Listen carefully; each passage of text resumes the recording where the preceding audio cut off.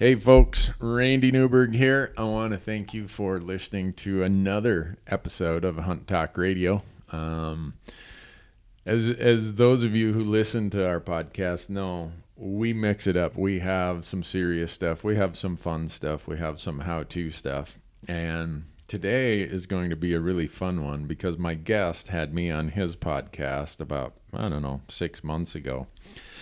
And we joked about if ever he got to Montana, I would show him all of my favorite whitetail spots because he did not realize that even though I live in Montana, I have this whitetail problem that I brought with me from Minnesota. Whitetail and walleyes, I think once it's in your DNA, you can't get rid of it.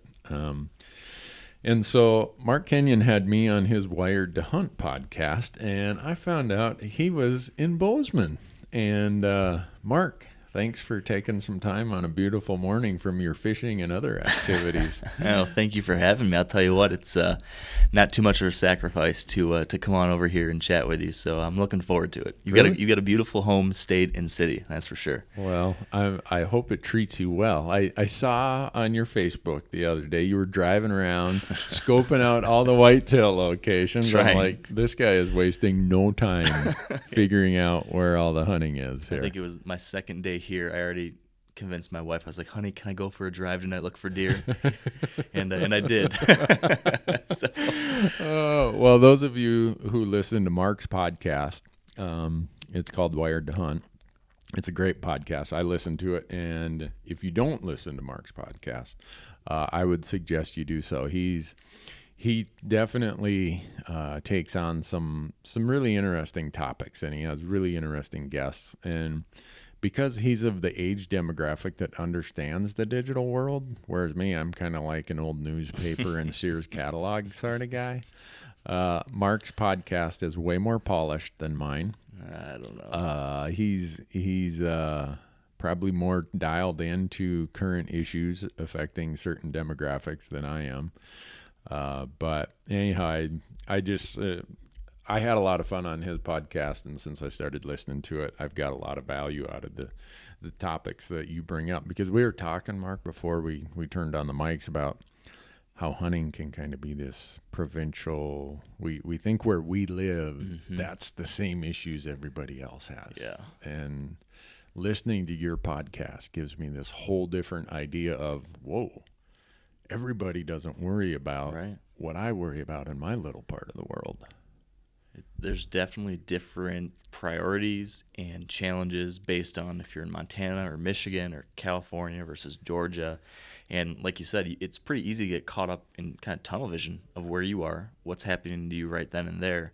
And that's sort of what's made it interesting for me, too, listening to your podcast, is getting to hear about these issues in Montana or the Rocky Mountains or wherever that I do care about, but that I don't often hear about in Michigan back home. So I've enjoyed get a better perspective about some of these things that are happening in the Rocky Mountains, and it's very interesting. And there's a whole lot of things going across the country that we hunters should be more informed about, and it's important to do so and interesting to do so. And I'm glad that we have some voices now coming out across the country that are sharing these different perspectives. Yeah, well, it's been helpful for me, and who would have ever thought that a podcast. I was telling Mark when we had coffee this morning that I think I had to look up what a podcast was about 2 years ago just to understand, but to see how much information is being spread in the hunting world and advocacy is being created in the hunting world through these things called podcasts. And that's pretty cool.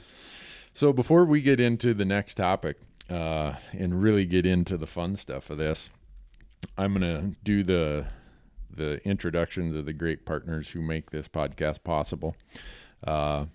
Many of you who watch our TV show, Fresh Tracks, which is on Sunday nights now. We are on air live on Sportsman's Channel, Sunday nights, 9 o'clock Mountain Time. I'll let you do the math of what that is in your time zone. But on the TV show, you see me walking around with my GPS all the time. And in there are these chips from Onyx Maps. Now, their new platform that they've been coaching me on, I'm an old dinosaur in a tar pit kind of thing, but they have the new called the Hunt app for their cell phone, and they gave me the beta version for my desktop, and I've been playing with that a lot. And go to onyxmaps.com, In their new Hunt app, the new smartphone version, there's a promo code Randy16, RANDY16. You use that promo code when you buy something for the Hunt app, and you'll get a good discount there. The other group, GoHunt.com, has their program called The Insider, and it's about be your own hunting consultant. And I've been using it now since they started a couple of years ago. It's probably the best, I guess, collection spot, the greatest one stop for all things service that I have found, and I use it hours and hours and hours, especially this time of year when I'm planning all of our episodes that are coming up this fall. Great group of guys, draw odds, unit by unit analysis. It's even if you don't subscribe to the Insider, if you go to gohunt.com and just read all the content on the site, that's very valuable. But if you go to their Insider, which is their subscription service, they have a promo code just for our listeners called Hunt Talk, HUNTTALK. And if you do that, you're going to get a Gerber scalpel blade knife that they call the Vital. It's the replaceable scalpel blade. So gohunt.com, sign up for the Insider and use the promo code Hunt Talk, and you're going to get yourself the same knife that we use. And last, but certainly not least, are the great folks at Orion Coolers. And last week I was up walleye fishing, and just another application for these coolers. I've been using them and beating them up now, and just they're as tough gets. They're as practical as anything you're going to find. And it just dawned on me how well designed they are. And no, not because there's a bottle opener on all four corners. I wasn't drinking beer while I was out there. But they got a built-in seat cushion on the top. It's a soft pad. It's got, the flush mount. This is the one I like the best. Not the best, but that I really like, is the flush mount seal.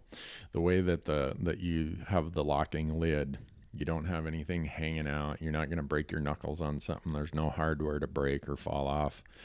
They're just one more feature there that I'm mentioning is just an indication that serious hunters and anglers designed this cooler, and they designed it to last forever. So orioncoolers.com, go there. They got the coolest colors of any by far, hands down, any cooler company. And they should, because they also have the best coolers of any cooler company. So with that, Mark, we started down this little thing about me self-identifying as an old TV and magazine guy,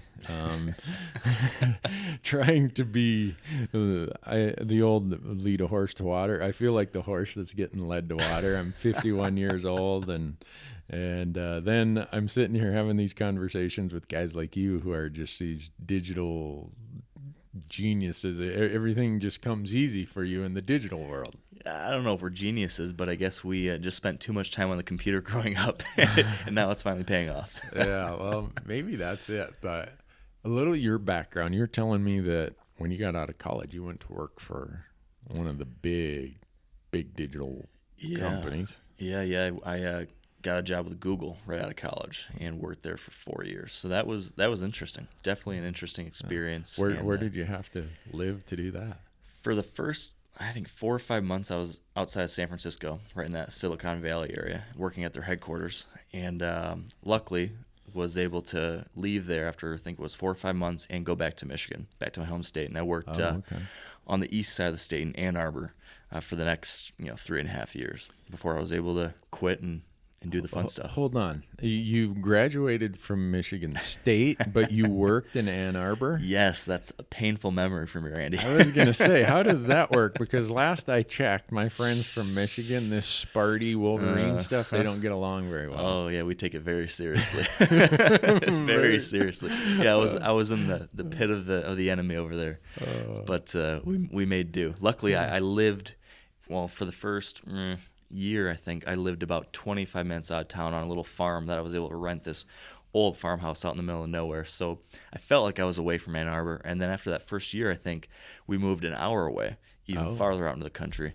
So I spent my weekdays, working in Wolverine territory, but I spent the rest of the time out in the boonies hunting and fishing. So.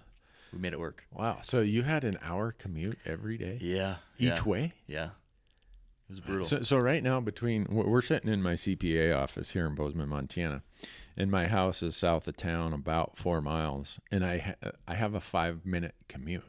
And they're doing road construction right now. Don't tell me you're about to start complaining about that, are you? I was slapping the dash of the car this morning, like, come on, what's going on? It took me like 8 minutes to get here. So when you say an hour, I'm like, oh, I'm so spoiled. Yeah. I just need to shut up. Yeah. You know what's funny is that I owe that commute something for my success now, because during that time period, I really got into podcasts. I had this long time going back and forth, and I was like, wow, these podcasts are lifesavers. Mm-hmm. And then eventually on that drive, that's where I was like, you know what, I should start one of those. Yeah. If I enjoy these so much, maybe other people will too. And then, here we are. It's so funny that you say that, and we talk about that, because I take for granted, and I think we all get in the mindset of my life is like everyone else's mm-hmm. life, or everyone else's life is like mine. And so many people stop me and say, man, I listened to this podcast, and I look at my analytics, I'm like, I cannot believe this many people want to hear Randy Newberg sit around and make a fool of himself. So I've started asking people, well, where do you find time to listen to these podcasts? Oh, well, I've got an hour commute every morning. I've got a 45-minute commute in the morning, and then I listen to the other half on the way home. I'm like, whoa. Yeah. It strikes me. That's one of the cool things about podcasts that's unique to most other mediums in the hunting world, or any, is that, if you want to watch a hunting TV show, you need to sit down at the TV and be watching. If you want to read an article, you need to be sitting somewhere reading that magazine. With a podcast, you can be doing something else where you couldn't enjoy anything otherwise. You could be, like you said, on the commute. You could be running on the treadmill. You could be working at the line down at the factory. You could be doing anything and still be able to enjoy Randy chatting your ear off. Yeah. So it's kind of cool. Yeah. It just, again, that's where, the old Sears catalog guy. I remember as a kid when even you got a Sears catalog, a JCPenney catalog, and even a Montgomery Ward's catalog. Oh, wow. Yeah. That's how old I am. Yeah, you're dating yourself, I Randy. am definitely. But so a couple things that I want to talk about is last year, did you come out to Idaho elk hunting last year? Yes, I did. Yeah. The last 3 years in a row I have been. Okay. Yeah. So guy lives in Michigan, comes out to Idaho, archery elk hunting. Intimidating, exciting, enjoyable, frustrating, all the above? Probably all the above. Yeah. Mostly exciting. But there were definitely frustrating time periods. Definitely last year especially. That was my most frustrating hunt of the 3 years I've gone so far. But it is just such a unique experience compared to hunting back home. Yeah. And it was one of those things that's funny.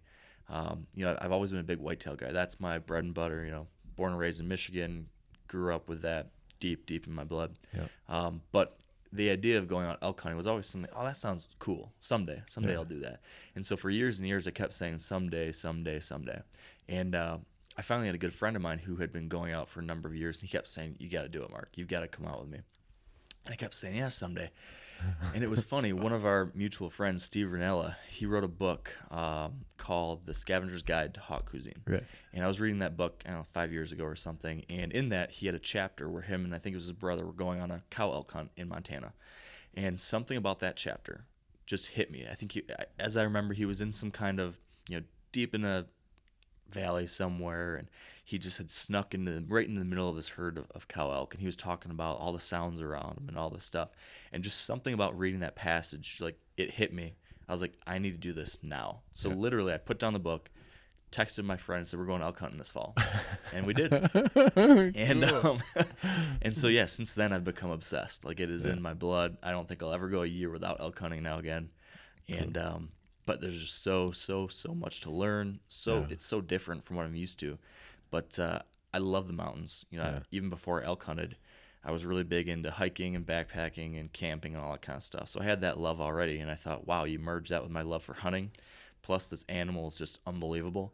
Yeah. There's no way I'm not going to love this. And that was the case.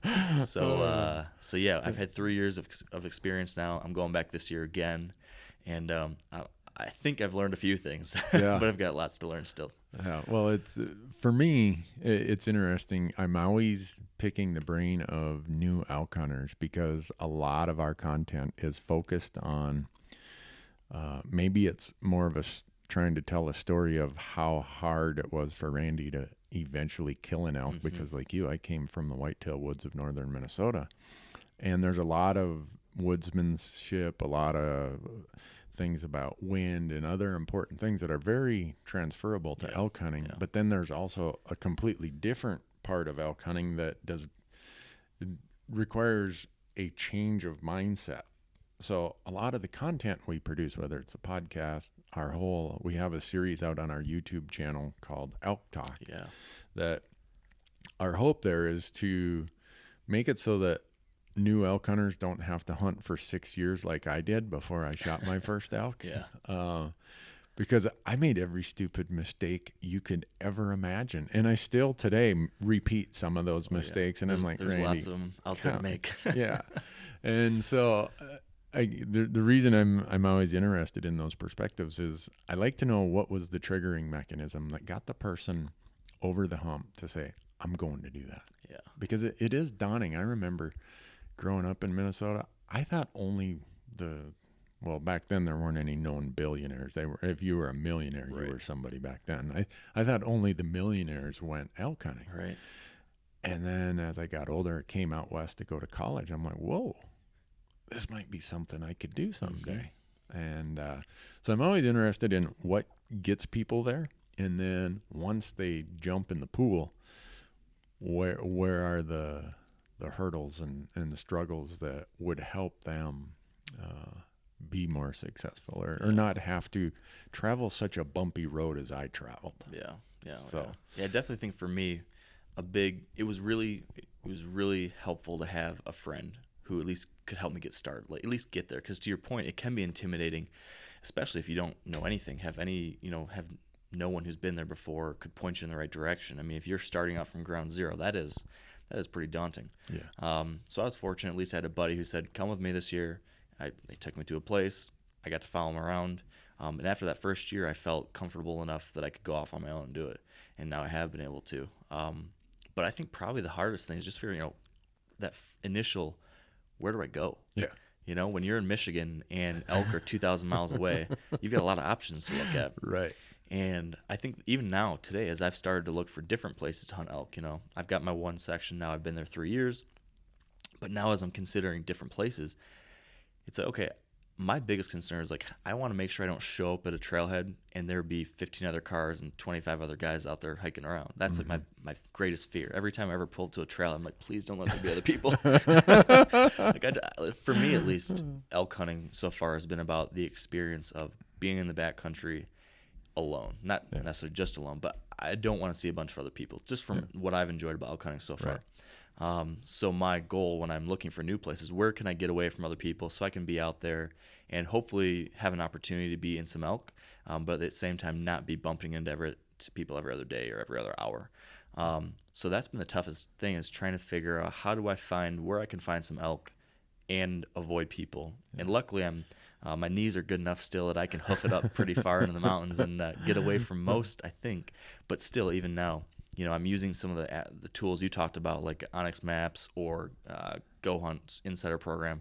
They do have some great resources to help kind of find those areas where you might be able to get in there, and that's been helpful for me. Yeah, the good part about elk hunting is you just brought up two things that if you get away from people, you're probably going to find more elk. Right. If you find more elk, you've probably gotten away from most of the people. They kind of go hand in hand. Yeah. and that's it. I would say the biggest struggle I had was trying to find where are the elk in the time of year I'm hunting them. Because I would spend all summer, I'd moved here, and every weekend I'm up in the hills in June and July.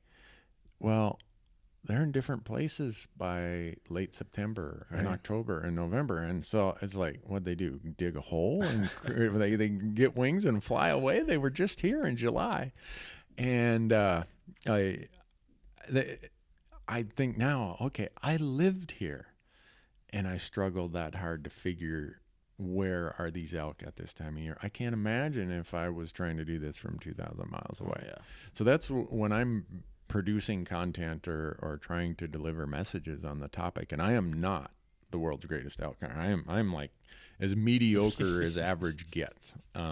So then I'm far below average is what you're saying. I'm not saying that at all. My gosh, open mouth, insert foot, Randy. Gee. But I try to get all of our messaging to be that focused on where are they at that time of year, and most people know that I have this walleye problem. I think if you grow up in the Midwest, there's two things in your DNA you'll never get rid of: walleyes and whitetails. And there's a group, used to be, it was the Lindners who started this thing called the In Fishermen. Yeah. And they would write about, all it was is mostly where you could find fish at certain, they had books on where to find fish, walleyes specifically. And it got into that, you know what, they aren't in the same place all year round. So don't go fish for them in May, the same place you caught them in October, or don't go fish for them in October, the same place you caught them in May. And that, as quick as I started reading that stuff, it's like, man, I'm catching a lot of walleyes. I'm actually finding fish every time I go out. And so for my own sanity, that's kind of a process I went through to start figuring out where are elk at whatever time of year I have the tag. Because my tag, I might have an early September hunt where they're easier to find. I might have a late October hunt where they're the most difficult to find. I have to know when I get there, there's some elk around, because what's the old saying? You can fish, you can have the best lure in the water, but if there are no fish there, you're not going to catch one. It's funny. It translates so well even to my neck of the woods with whitetails.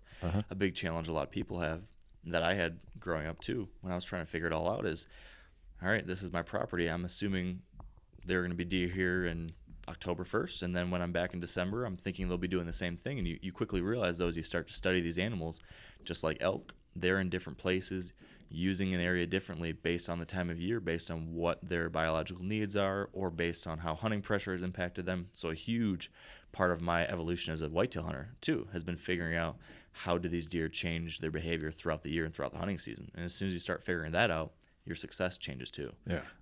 So I think it's one of those things that translates across almost any hunting or fishing species. It really comes down to, studying these animals. And knowing about the animal. Yeah. And it's both fascinating and very helpful as a hunter. So when you started elk hunting, the first experience, or the first kind of awakening for me, was how noisy elk could be, and how much it was, how much scent and odor and smell they left in the woods. I mean, I've never hunted whitetails where I've smelled that rank kind of, And a lot of times I'll turn to my camera guy and I'll tap my nose. I'm like, you smell that? And they nod their head. Awesome. And they all of a sudden. That. I'm getting like tingly right now thinking about that. And I think that's another part of the allure of elk hunting, is it is so many of your senses. It is not just visual.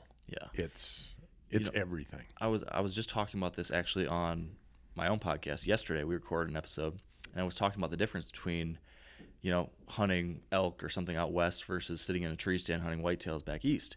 And there's kind of a cool thing about both. And I also kind of related western stalking or spot and stalk hunting to kind of fly fishing, where it's one of those activities where I found when you start doing it, your mind is fully engaged the entire time.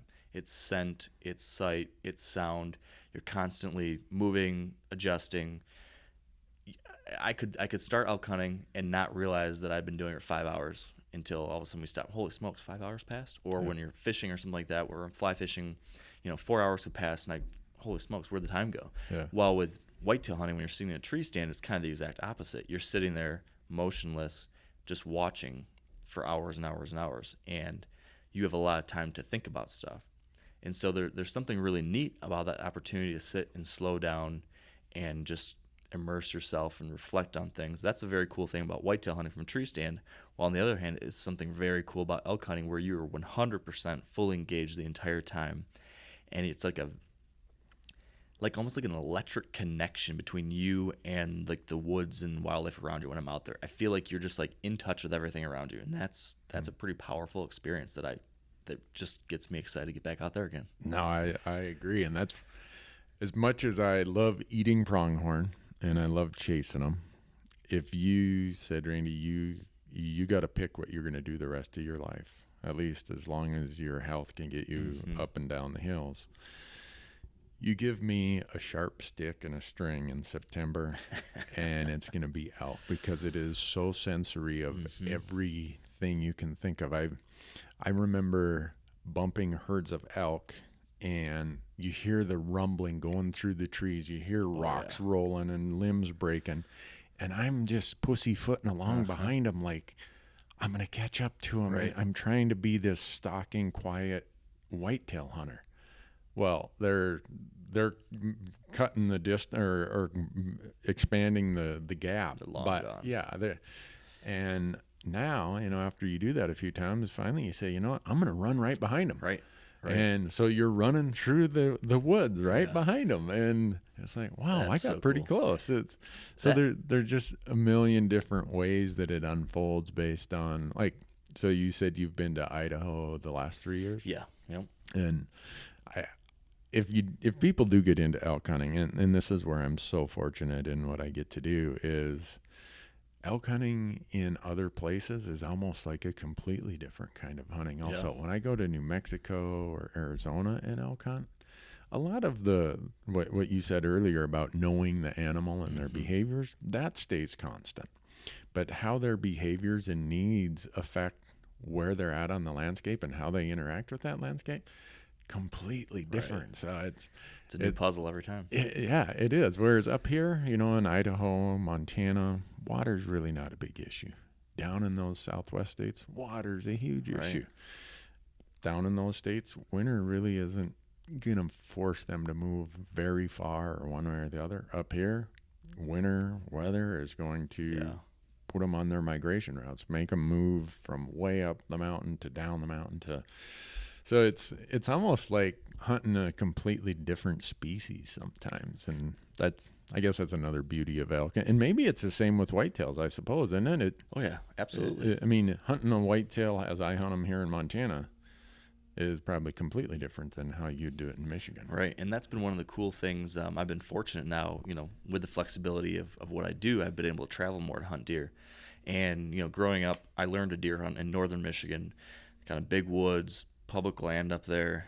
Didn't see a lot of deer, and there was, kind of probably pretty similar to what it was like where you grew up. Go out on opening day of rifle season, sit on a stump, and see what runs by.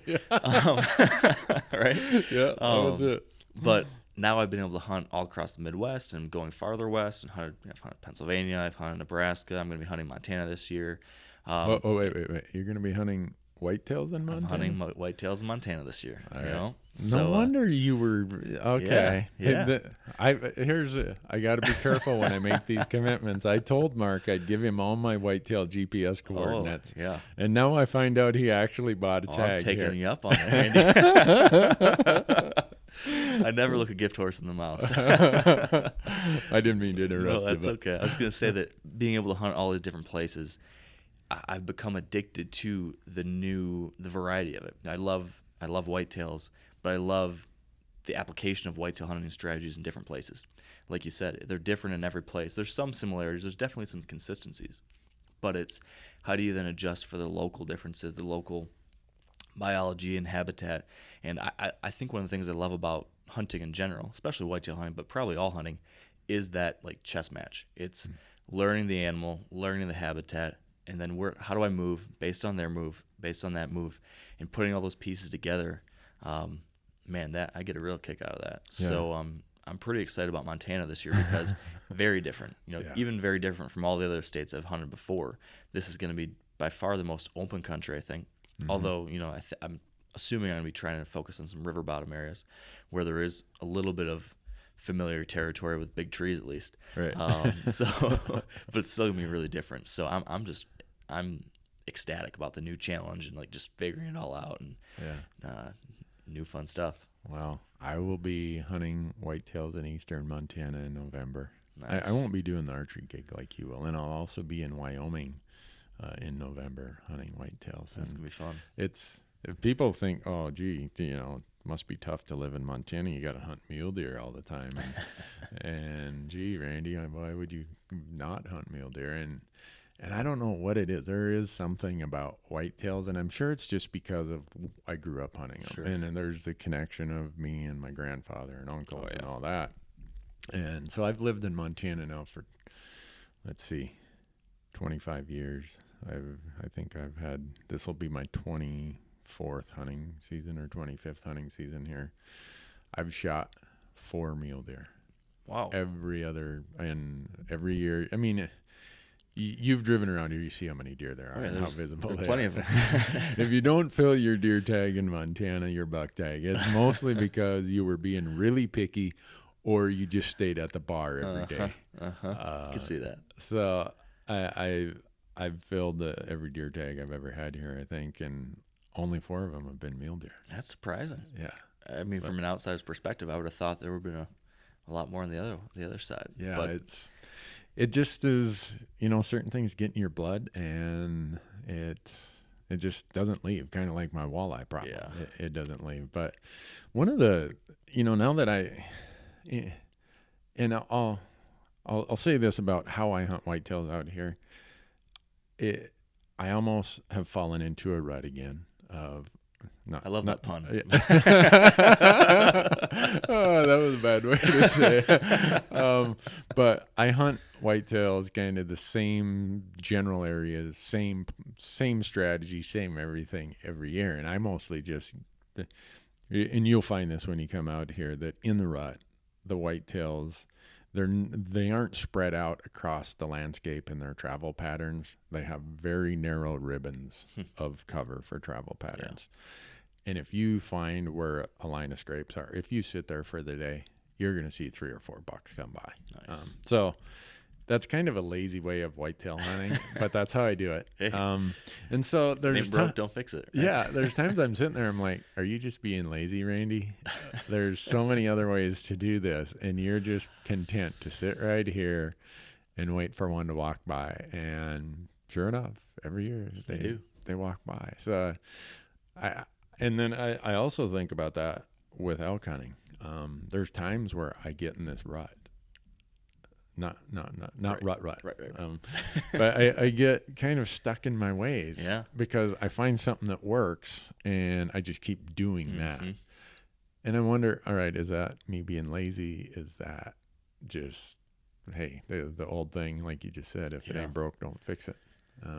But I feel like I'm not experimenting enough. I'm not getting enough variety to really cause my mind to think and push myself further, because there's days I like to just sit there and watch whitetails run up and down the creek bottom. Nothing wrong with that. But to your point, it's funny. There's a certain type of enjoyment from doing the usual, the comfortable, and having success. Like that is enjoyable in a certain way. And maybe this isn't for everybody. Maybe it's just for me or people that are gluttons for punishment. But then there's a certain type of enjoyment. There's a certain type of enjoyment for the new, the challenging, that pushes you. I don't know where I originally heard it. I think it was from Climbing Magazine or something like that, where they talk about the different types of fun. Like there's type 1 fun, which is just normal, everyday fun, like, going and, sitting here chatting, drinking some coffee. That's fun. Mm-hmm. Then there's type 2 fun, which is the type of fun that in the moment it's like you're hiking up a mountain, packing an elk out in the moment, like, oh, this is awful, I hate this. But then as soon as you're done, or the next day, you're like, oh man, last night was so incredible. Like that's type 2 fun. A lot of type 2 fun in elk hunting. Exactly. And the type 3 fun is the type you really don't want to have. That's the fun where like you're in a life-threatening situation that's like horrible, but then for years you've got the most epic story ever. That's your type 3 fun. So type 2 seems to be the sweet spot that I tend to push to. Yeah. That whether it be elk hunting or even a tough deer hunting season in the Midwest or whatever, where there's lots of challenges thrown your way and things don't go the way you want them to, but because you had to work so hard to reach whatever that point was or whatever that goal was, it's that much sweeter when you do maybe attain that goal, or even if you don't, you learn something or you grew. And I really like that kind of challenge in my hunting or anything, I guess. You bring up something there that I've thought about this before, when a lot of people get in touch with me and say, I've been on 4 elk hunts and I'm to the point of being frustrated. I don't know if I'm going to do it anymore. And I think that people, because of magazines, because of social media, because of TV, probably more than anything, people have this expectation that I'm going to go there every day. I'm going to see elk.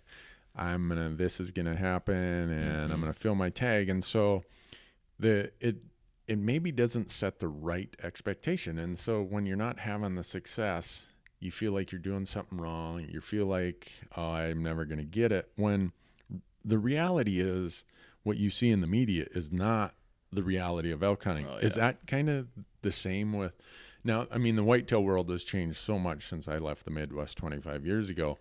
As someone who watches outdoor TV or reads magazines, I'd think, all right, you just go climb up your tree stand and $8 walk under, and it's kind of like shopping. Okay, I want this one.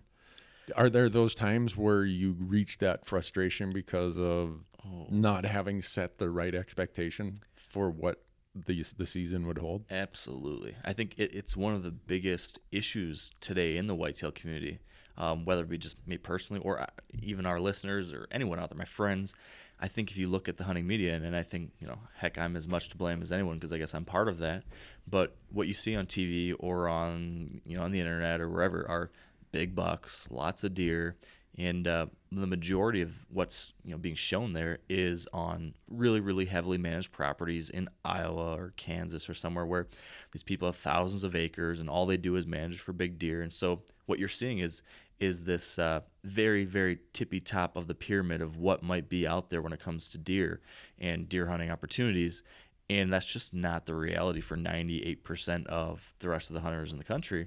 And you have a massive amount of people that come into a hunting season with false expectations to a degree, which is either resulting in them not enjoying their hunt as much or getting frustrated or downright quitting. Yeah. A lot of new hunters. I have a lot of new hunters. And it's a really bummer to hear this. I get a lot of emails from new hunters who listen to the podcast or read the website or whatever, and they reach out and they say, hey, I just started hunting this year, and I've been holding out for 150-inch buck, and it just isn't happening yet. Or someone will email me and say, hey, I killed my first deer, just a spike. I really was holding out for a 130 or a 4-year-old, and I know that's kind of bad, so but I hope it's not too bad that I shot this deer. I'm like, no, that's awesome. Like, yeah. Everyone, you have to get started somewhere, and don't look at TV or media personalities as, how you need to be setting your expectations or how you set your goals or what makes you happy. I mean, that's the one. Like, there's a lot of benefits to the way that the media has grown. There's so much information available now. There's a lot of opportunities for entertainment, but then there's also this real risk of skewing people's expectations and changing, your level of satisfaction with what you have available to you or how you hunt, or demonizing how other people hunt because it's different than what I do, or it's not like so-and-so on TV. So I think a really important thing that I've tried to communicate, and I think a lot of people are now too, is being okay with setting your own expectations. Base what your season is going to be about based on what makes you happy or what's available in your area or your means or whatever it might be. You certainly don't need to be Lee and Tiffany shooting 170-inch on a green field every year. But that's definitely maybe it's not. Maybe it's the same in the Western world, but it seems like it's a big thing going on here in the whitetail space. Yeah. Well, I always try to give people a little, to the extent we can with TV, a little dose of what my reality is, because if you watch our show, and this upcoming season was the hardest, the worst luck, the every place we went there were headwinds and we were going uphill. Mm-hmm. And this season is going to show people when they start watching that it's not all easy 4 encounters a day kind of stuff for public land elk hunters either. And they're going to see a whole mix of it, where Corey Jacobson came to Montana in archery season, and we went to my favorite spot. And that was a little bit of I was a little worried of how that hunt was going to come across, because let's face it, it's in my backyard. It's a hunting hole I've hunted for 25 years. And we had bulls in every morning and every evening. Jeez. That is not right. That's not reality. Right. I'm like, Randy, this probably is not the way to show public land elk hunting to the audience. Mm-hmm. Well, I didn't have to worry about that too much because then we have an episode in New Mexico where we took a sweepstakes winner and we hunted our butts off. And the day before season, we had elk walking on top of us. This day season started, nothing. The second day, nothing. The third day, nothing. The fourth day, finally, a cow and a calf. Wow. And I'm like, oh, this is worse than normal. I'd never been there before, but that was just part of, that's part of what you got to figure out. Finally, the last day we did have a really good encounter, and with cameras and everything else, it didn't quite work out. So that's going to give people hopefully a little more realistic expectation of here's where it lies on the spectrum. Bulls every morning and evening versus 5 days for one encounter. And for people listening, I just hope they don't think by what they read in magazines, what they see on TV, that is the norm, because normally you're, like you said, a highly managed property, even for elk hunting. They don't manage them quite the way it is for deer, but they certainly controlled access. And these are 100,000 acre ranches or 50,000 acre ranches, and the elk never get hunted. And so makes a big difference. It looks pretty good. You let me in on a herd of elk that has never been called to and highly pressured.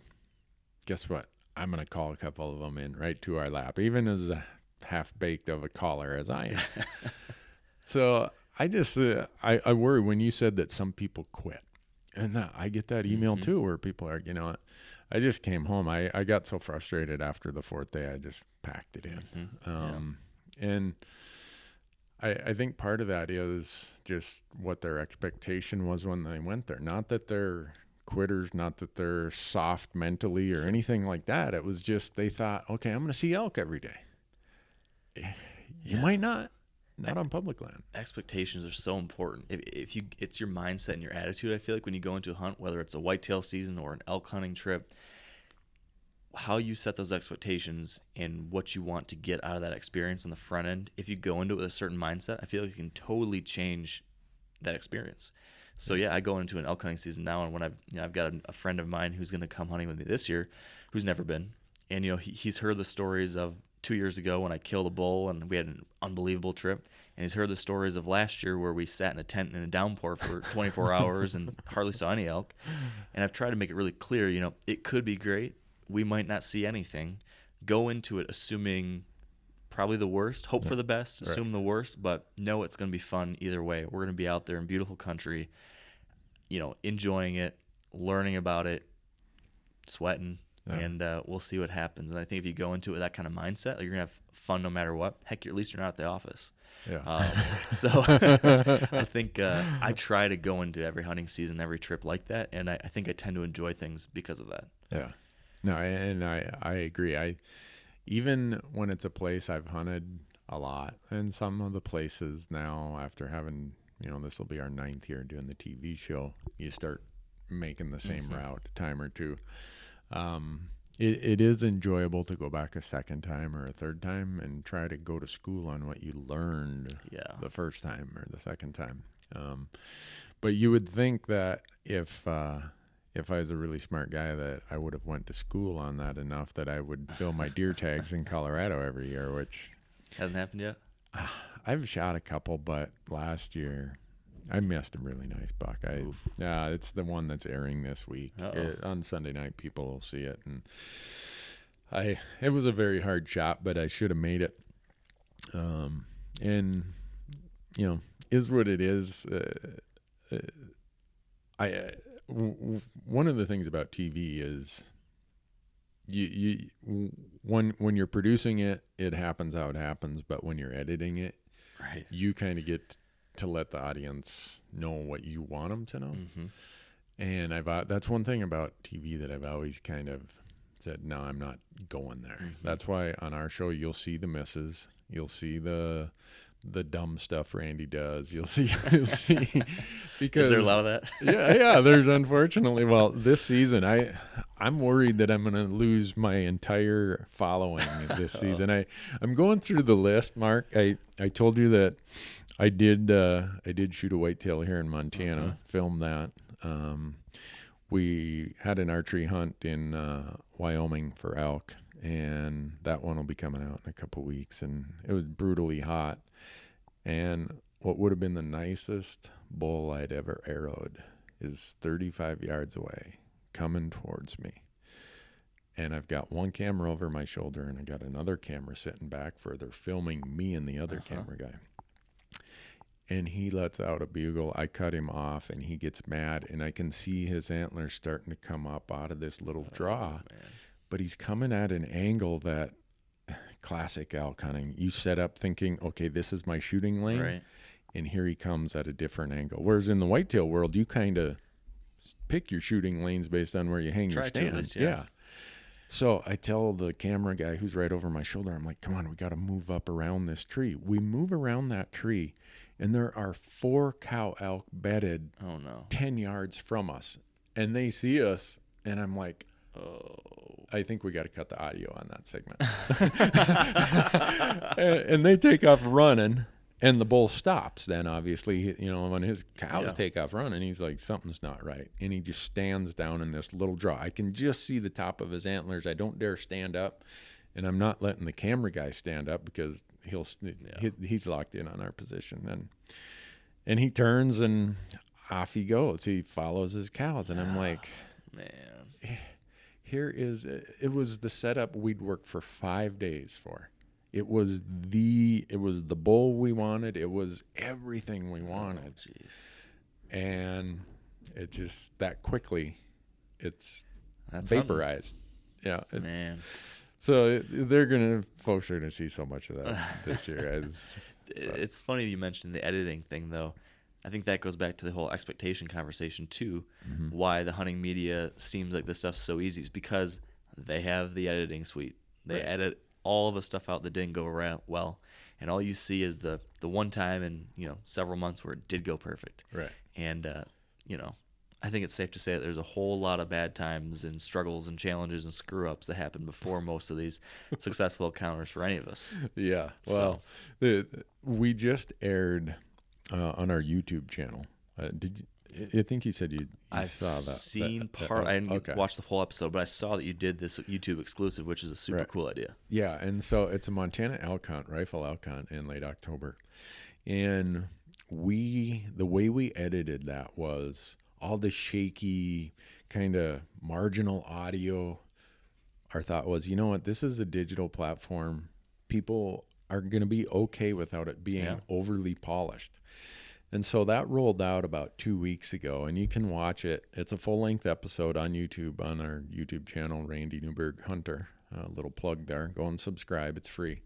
But the feedback we got from people, because we didn't edit out this running and me and the camera guy going back and forth about this and that, because how it works is, and people who watch just that episode are going to say, well, Randy, your camera guy is telling you what to do. Well, yeah, because at least how we do it is once we start in the mode of the stock, the camera guy is the boss. The hunter, your job is to stay focused on the animal and be ready to shoot when he tells you to. So I'm leaned up against this tree, and the elk are a little bit up in the trees above us. And I'm thinking when that bull comes into that opening, he's going to tell me to take him. Well, just about the time the bull's going to come through a gap in the trees, he's like, run, run, run, run, run. And I'm like, oh, what? He's like, run. So we start running up the hill. Oh, man. And we get up to the hill, and now the elk are standing on the edge of the timber out in an opening, and they're all huddled up. And we committed the cardinal sin of filming. Uh-oh. The camera guy went off to my right about 5 yards, and so we're 5 yards apart. So in the brush, you have completely different angles between what I see and what he sees, and there's 3 bulls. So we don't know, neither of us know which one you're on. Right. And then the one I'm on, I'm leaned up against this tree, and I look back to see, aren't you going to tell me to take him? He's standing right there at 75 yards.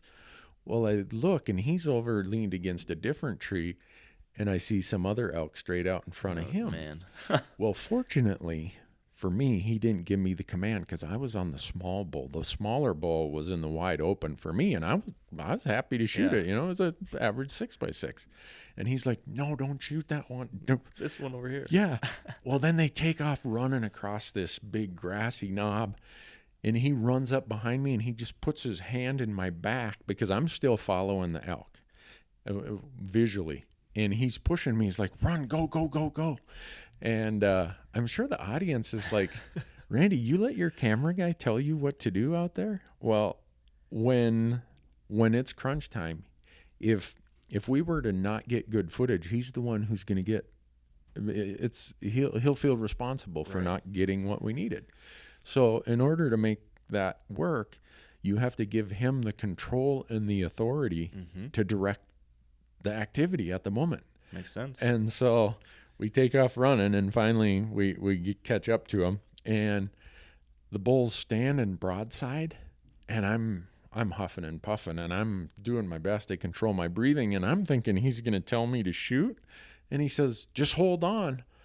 I'm like, oh, what do you mean just hold on? He's standing here broadside, and then he gives me the take 'em, and just as he says that, the bull starts to walk off, and I led right on the front of the shoulder of the bull, and I shot, and it ended up being a very lethal shot. But everyone who saw that, not everyone, but all these comments, I should say, that I've got about that are, is that how that really unfolds out there?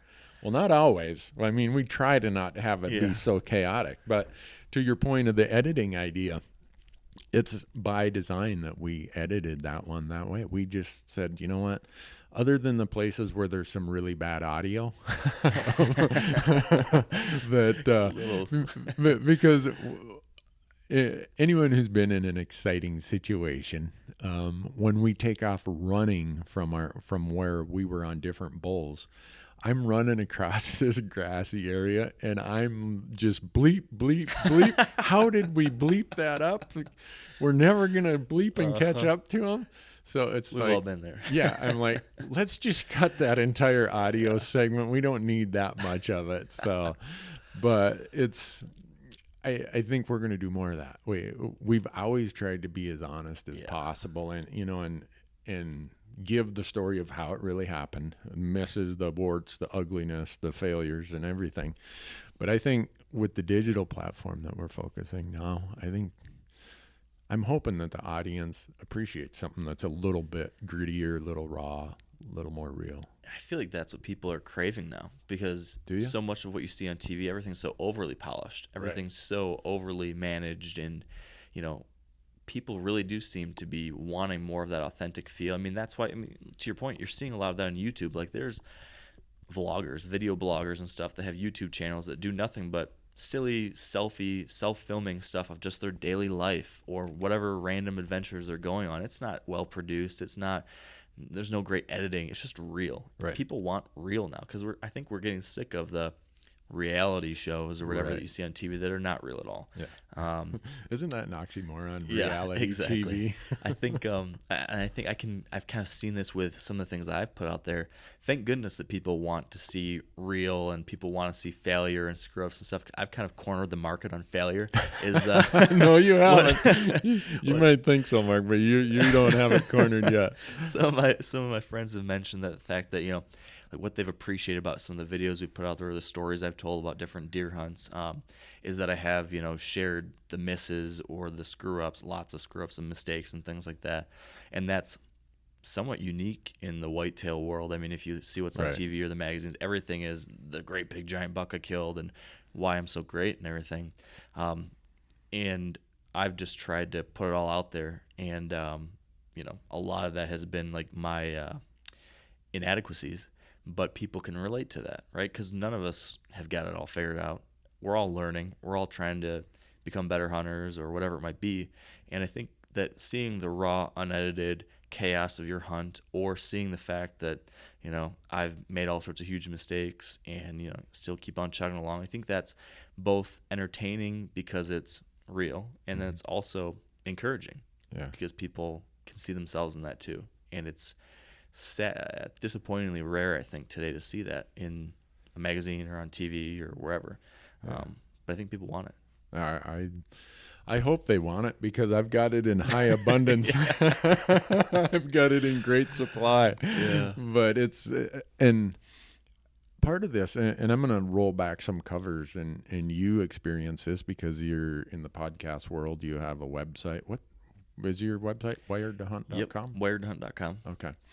A lot of, and it's going to be hard to say this without getting myself in trouble. So understand what I say here. There's exceptions and there's generalities. Just understand that. And so people often complain about the message that's produced in the hunting world, whether it's in print, whether it's in TV. And you have to understand that if it's not funded, the odds are it's not going to reach your ear, your eyes. You're not going to get to read it or see it as an audience. So the groups that are funding it, very often they are ad agencies. And there's some ad agencies in the hunting world who really have it figured out. And then there's some ad agencies who they're in very large urban areas. They're staffed with non-hunters. So they don't understand the nuances that we who grew up hunting. So what the content that they want to fund is success. Right. They want to fund big antlers. They want to fund whatever it is because they think that's most helpful to their clients, right? Who they represent. So I just want the audience to understand that a lot of times what you see on TV, the reason it doesn't meet necessarily the reality of all of our lives is because the people writing the checks at the ad agencies who are in charge of the budgets for these companies have a different view of what hunting is than you and I have. Yeah. That's just so true. This is real fact. There's no other way around it. It's an interesting conundrum or paradox almost of hunting media too, because you could look at it two ways. You could say you've got advertising dollars and everything that says that we want to see big bulls or big deer, whatever it is, and success and all that. And then you've got some people that say, well, I want to see the reality of it and I want to see the struggles and everything. But then, let's say hypothetically, what if we did do a TV show that just followed me around Michigan for a full season and I missed a deer and saw a couple 4-pointers and that was it? That was the reality of it. That's very real. Yeah. But would anyone want to watch that? Right. So it's like we want the reality of things, but then we also, I think there's a part of that entertainment factor that people want to see the dream, So it's like, how do you share real stories, but then also satisfy that, desire to see the top of the mountain over there every once in a while? Because I enjoy seeing big bulls on TV screaming, even though I might never be able to be in that situation. So it's like this weird balance, and that we in the media kind of have to figure out how to walk the right line.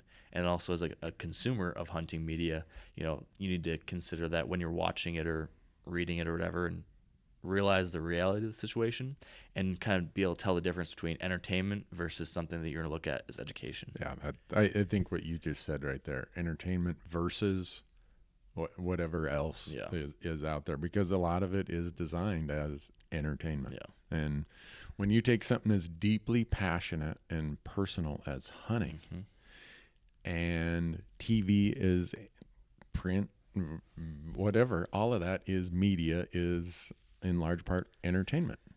And that's, by the time the sausage comes out of the grinder, it might not, the sausage that comes out the other end may not be what you wanted it to look like.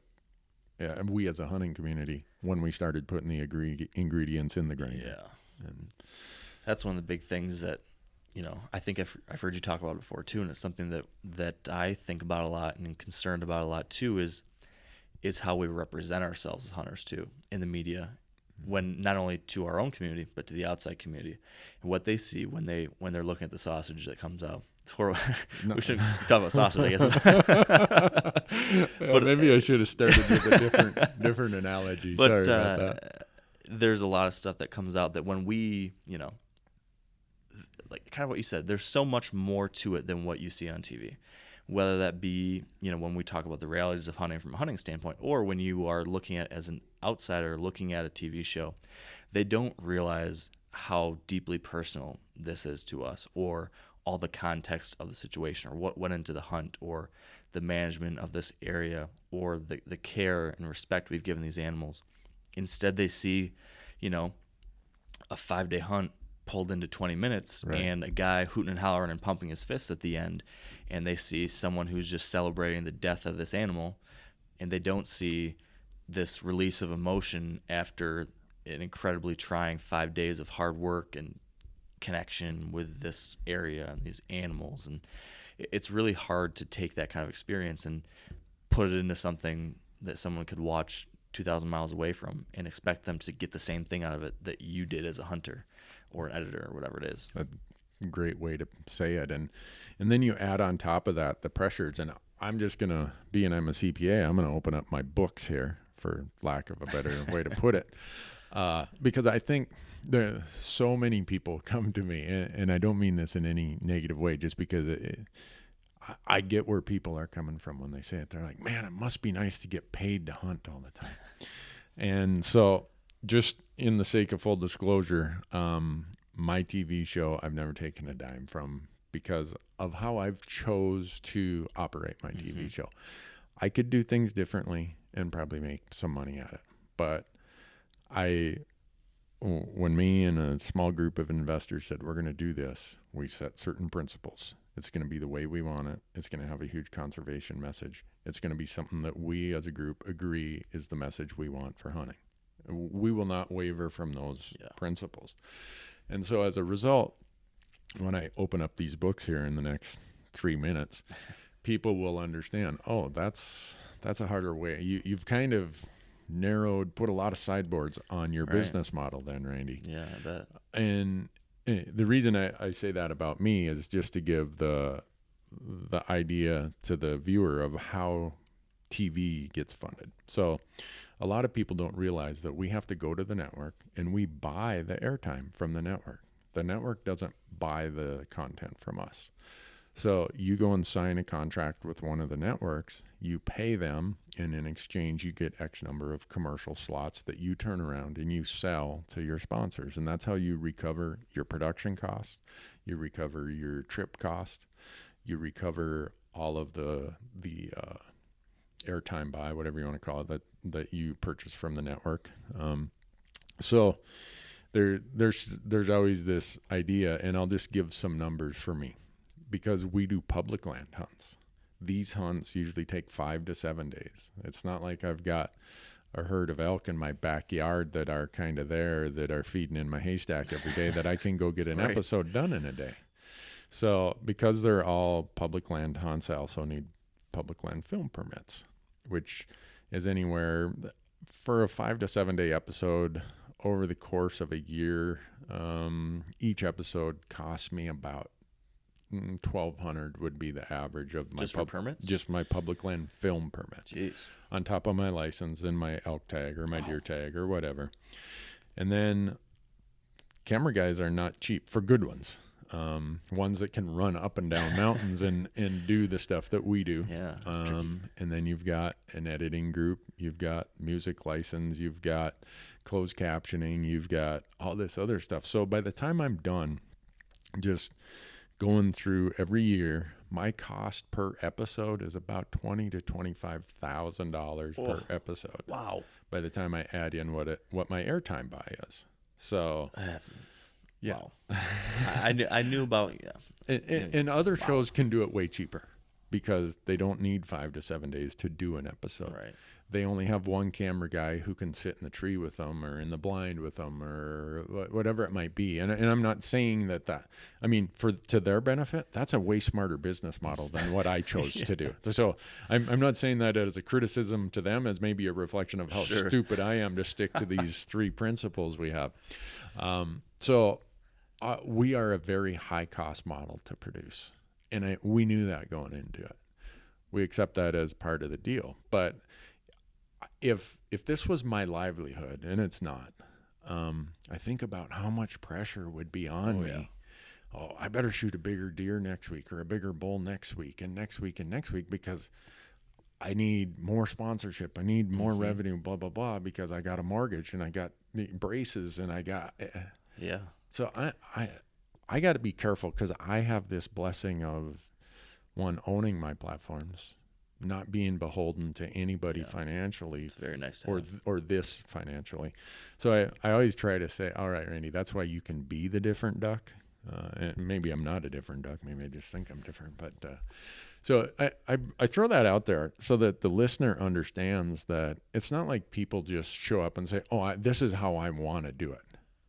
You show up with this dream and this idea. Everyone comes to me, I have got the best outdoor TV idea you've ever heard. Heard that one a few times. Yeah, I was going to say, you probably heard.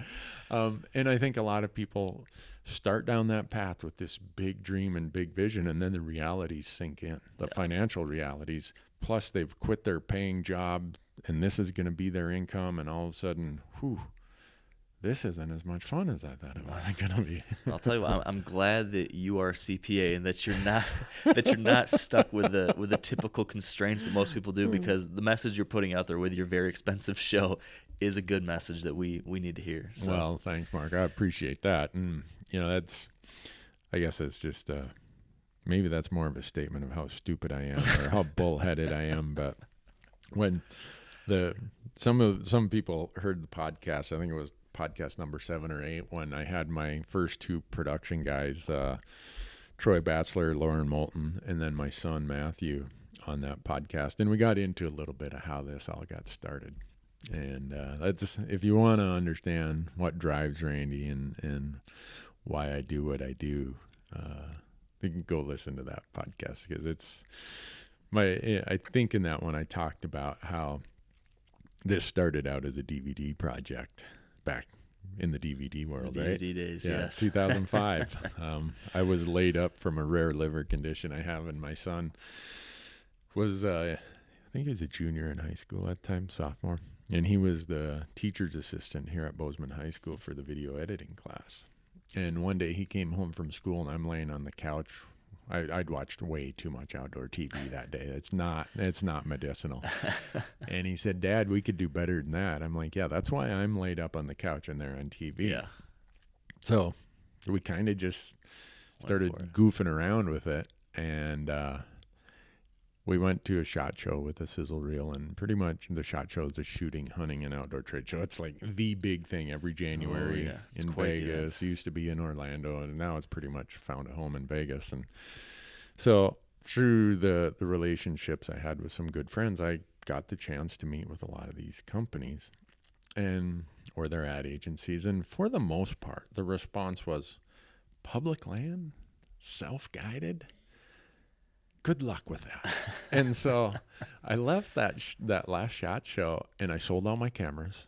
I said, I'm done. Wow. I'm obviously this is never going to be funded. As much as I think that it's a worthwhile message and someday it could make money, the rest of the world doesn't think so. So just fold it up, Randy. So that's what I started doing. I sold everything, and a production company out of the blue talked me into it because they heard about the footage that I had, and the rest is history, as they say. But the point of that being, it wasn't like I came to this and said, this is my dream, this is what I'm going to do to make a bunch of money, and da da da da da. So I think that gives me a lot of liberties and freedoms that others probably don't have. That allows for Randy Newberg Unfiltered, right?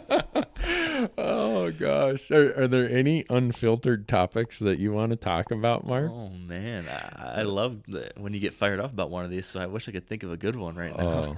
There's plenty of them going on right now. It's really the political season. Oh, it is. How are you handling the political season with everything going on right now? We've got 5 months or so, or 6 months until the election's coming up. Are you managing all right? I'm managing all right, and because we have this big Hunt Talk forum, it's a web forum. It's where a lot of Western public land hunters hang out, and in an election year, you just can't help but some of the topics that pop up in the off season are political topics, and I try to, as the three moderators of that forum are myself, my wife, who don't make, if you make Kim mad, you're going to be looking for a new forum to hang out. But she's very tolerant also. And then my son Matthew also is a moderator. And so trying to, in today's world where we're all, not all, but it seems like in today's world, we just say, well, this is how I feel, and there's not as much thinking about your statement as there is about making your statement. Right, that's the truth. And so it's hard. It's easy. It's hard to moderate because it's easy for the topic to drift into the ditch.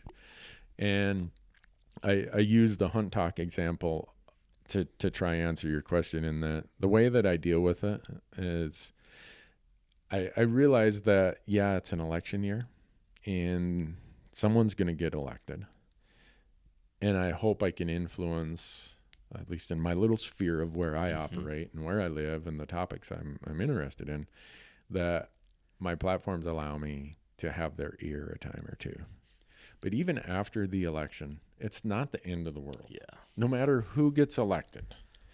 Yeah, my person may not win, but I'm still a citizen. I'm still an active participant in our process. And I'm not just going to spend the next 4 years complaining about the status quo. And that right now, that's where I'm trying to get my message is, you know what, people, it's fine to be passionate about a candidate or a topic or an initiative or a ballot item. But once it's done, we still got to be citizens and participate. And I feel like having that kind of mindset is something that could be applicable not only just to the politics in general, or the politics of hunting, or just even the differences in how different people within the hunting community go about what we do. I mean, there's so much of this, my way is the right way, your way is the wrong way, and so much polarization within our own community, within the country. It can be pretty frustrating to see the lack of just like being open-minded enough to have conversations, to disagree, but that's okay. We can disagree. Let's talk about it. Let's share our own opinions. But to your point, so many times these conversations or shouting matches, in many cases, they go in the ditch really fast. Mm-hmm. And that's tough to see, especially when it happens within our own community. Yeah. My goodness, it's tough to look at my Facebook feed these days. And it's just like, whoa, I don't even want to look at stuff. I've concluded that Facebook is more harmful to hunting than it'll ever be helpful to hunting. That's my personal opinion. If I did not have a TV show, a podcast, and other things, I would not have a Facebook page. Yeah, wow. That's where I'm at with Facebook at this point. Well, this is completely off topic, but we talked about this a little bit before we started recording about, the dangers of social media when it comes to, like some of these pictures that get posted, the various media craziness, things that happen around Cecil the lion or such and such female hunter posing with a dead animal, and you see how kind of like what we talked about with the TV shows, right? When you take something that is it's so full of a lot of different meanings and experiences that a hunt is, and you try to distill that down to an image. Someone takes an image of a hunt, and there's all these things that went on that led to that point, but that's the only thing that people see is this picture now. And that gets posted on social media, and then that gets shared, let's say, outside of your own personal community of friends to this wider world where, within minutes, something like that can go viral. And all of a sudden you have people looking at a single image, which is a single moment in time of a much, much larger story. And they're making judgments not only of that person, but of that activity and of what all of us do too, based on that one single moment that's shared through Facebook. And gosh, there's a lot of dangers to that, especially if that moment is captured in a way that a lot of us wouldn't want. In some cases, there's a lot of concerns. I couldn't agree more. Facebook almost gives everybody their own platform, which is great in a lot of respects. I think everybody should have their own voice, but I wonder if we as a society, and I always try to not let my mind think that the hunting community is any different than society as a whole. I think we at times say, oh, hunters are this, hunters are that, when really it's society as a whole is that way. Yeah. And we are just a cross-section of society. But I do worry that we as a society, and not just in hunting and in other places, maybe aren't ready for everybody to have their own platform. And by that I mean you get, and this sounds so judgmental, and I don't mean it that way, but there's a lot of stuff that gets posted on Facebook where people think, what are those called, memes? Yeah. That a picture with a statement on it, that will solve the world's problems. You know what? We've been debating in our society most of these problems for 10 years, 20 years, 50 years, 100 years. A Facebook meme, and then throwing artillery at each other over whether that meme solves the problem or not, that's not going to solve it either. No. These are complicated, very complicated issues, and it's just frustrating to see the lack of, like you were talking about, lack of appreciation for a differing view. Yeah. I don't think we get anywhere when I always use a lot of wisdom from my grandparents, mostly my grandmothers. Nothing against my grandfathers, but my one grandmother would always say, the narrower your view, the greater the likelihood sometime in life you're going to get blindsided. Because if you have a very narrow view, you have no peripheral view, and you're going to get blindsided someday. And at first, when I was like 12, I'm like, what the heck is she talking about? Well, as you get older, you realize, open up your eyes, Randy. Yeah. There's a much wider world than how you see it. And the wider you see it, the less likelihood you're going to be blindsided. Yeah. And so I still get blindsided occasionally, though. Sure, it happens. Grandma's probably up there looking down saying, son, I told you better than that. Uh-huh. There's a lot of truth to that statement, though. And I kind of wonder about this sometimes. I don't know if it's, sometimes we talk about how things have gotten so divisive today, and they're so polarized today, and people are so entrenched on the far fringe of the way more and more than it used to. And I wonder, is that really happening? Is it getting worse, or has it always been this way? And we're just, seeing our own iteration of it in our lifetime. Yeah. I don't know. Yeah. But I wonder about it. Like, is there some societal change that's seemingly pretty negative, or is this, like your grandparents always say, oh, kids these days. Yeah. And when I'm 60, I'm going to say kids these days. Is that just something that happens to every generation? I don't know. No, I think it is. And I think there's some truth to that. Society's always had its entire width of the spectrum, but now we have communication tools that make it more visible to see all the sides of the perspectives, all of the both ends of the spectrum. Because as a general rule, before social media, before the internet, all that stuff, we kind of had our own little community that was geographically defined rather than defined globally, based on and so when it's geographically constrained or defined, there's a lot more probably homogenous thinking going on. Very just true. Because we have similar experiences, similar backgrounds. All of a sudden you open that up where you're having a debate with some person who lives in a completely different area, completely different background, completely different everything. Guess what? That probably existed before, but you just didn't have a way to have the debate. Right. Well, I mean, to the idea of like the pictures we talked about on Facebook, in the past, right, hunters have been taking pictures of the animals they hunted and killed for many, many, many years. It's been happening forever. But in almost all situations, the only people that ever saw those pictures were your fellow hunter, your friend, your family, people that came over, people that you could talk to about that. Mm-hmm. Never before were these pictures shown to completely random strangers from a completely different community, way of life. Now, all of a sudden, through social media, you take this picture that in the past you never gave a second thought to about how you took it or what you were showing or what that meant, and all of a sudden you show that to someone who lives in San Francisco who has none of the context you have.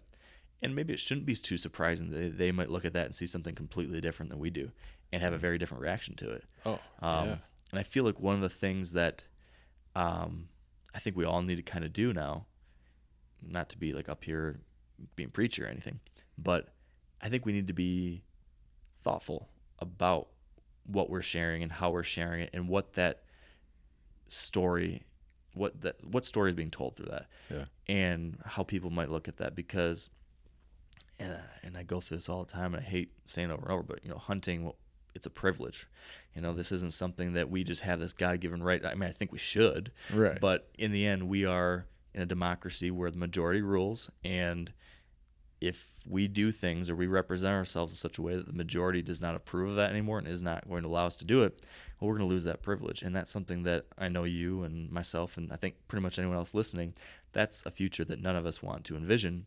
And I think to make sure that doesn't happen, a big part of what we as hunters need to do is be careful about what that perception is and make sure that we represent ourselves the right way, the responsible way, and demonstrate all the good things we do and the way we go about it. But it's easy to forget how powerful something as simple as a Facebook post or picture can be in today's world. And I think it's always good to take an extra 5 seconds before hitting the post button. Yeah. And just think. No, that's very, very good advice, but also I think it's a lot of insight to some of the things we as the hunting world, as a community, struggle with today is, to your point of right versus privilege. And being an old gray hair that I am, I always say that the gray hair, no hair community, I fall into the gray hair community. My brother, Jason, he used to tease me about having gray hair. You don't have any hair left. So you get the last laugh now. Yeah, he's in the no hair community. But those of us at that age have lived through this period of where there were all these ballot initiatives and state efforts to make hunting a right within their constitution. And I get that. I mean, I'm glad it's protected per se, technically as a right. But I don't view it as a right. And I think anyone who thinks that their behavior can go to the lowest common denominator because, it's a right, you can't take it away from me, that gets us out onto such thin ice in today's world. We should, if it is a right or a privilege, whatever you want to call it, I do view it, like you said, as a privilege. It's not a right. Anyone who thinks it's a right, watch. It could be taken away. As quick as we change those constitutions through ballot initiative, they could be changed the other direction. Yeah, we were talking a little earlier about how quick these knee-jerk reactions are today after some type of media craze like the Cecil incident last summer. You saw changes being happening or proposed in the immediate aftermath simply because of public outrage and petitions and stuff like that.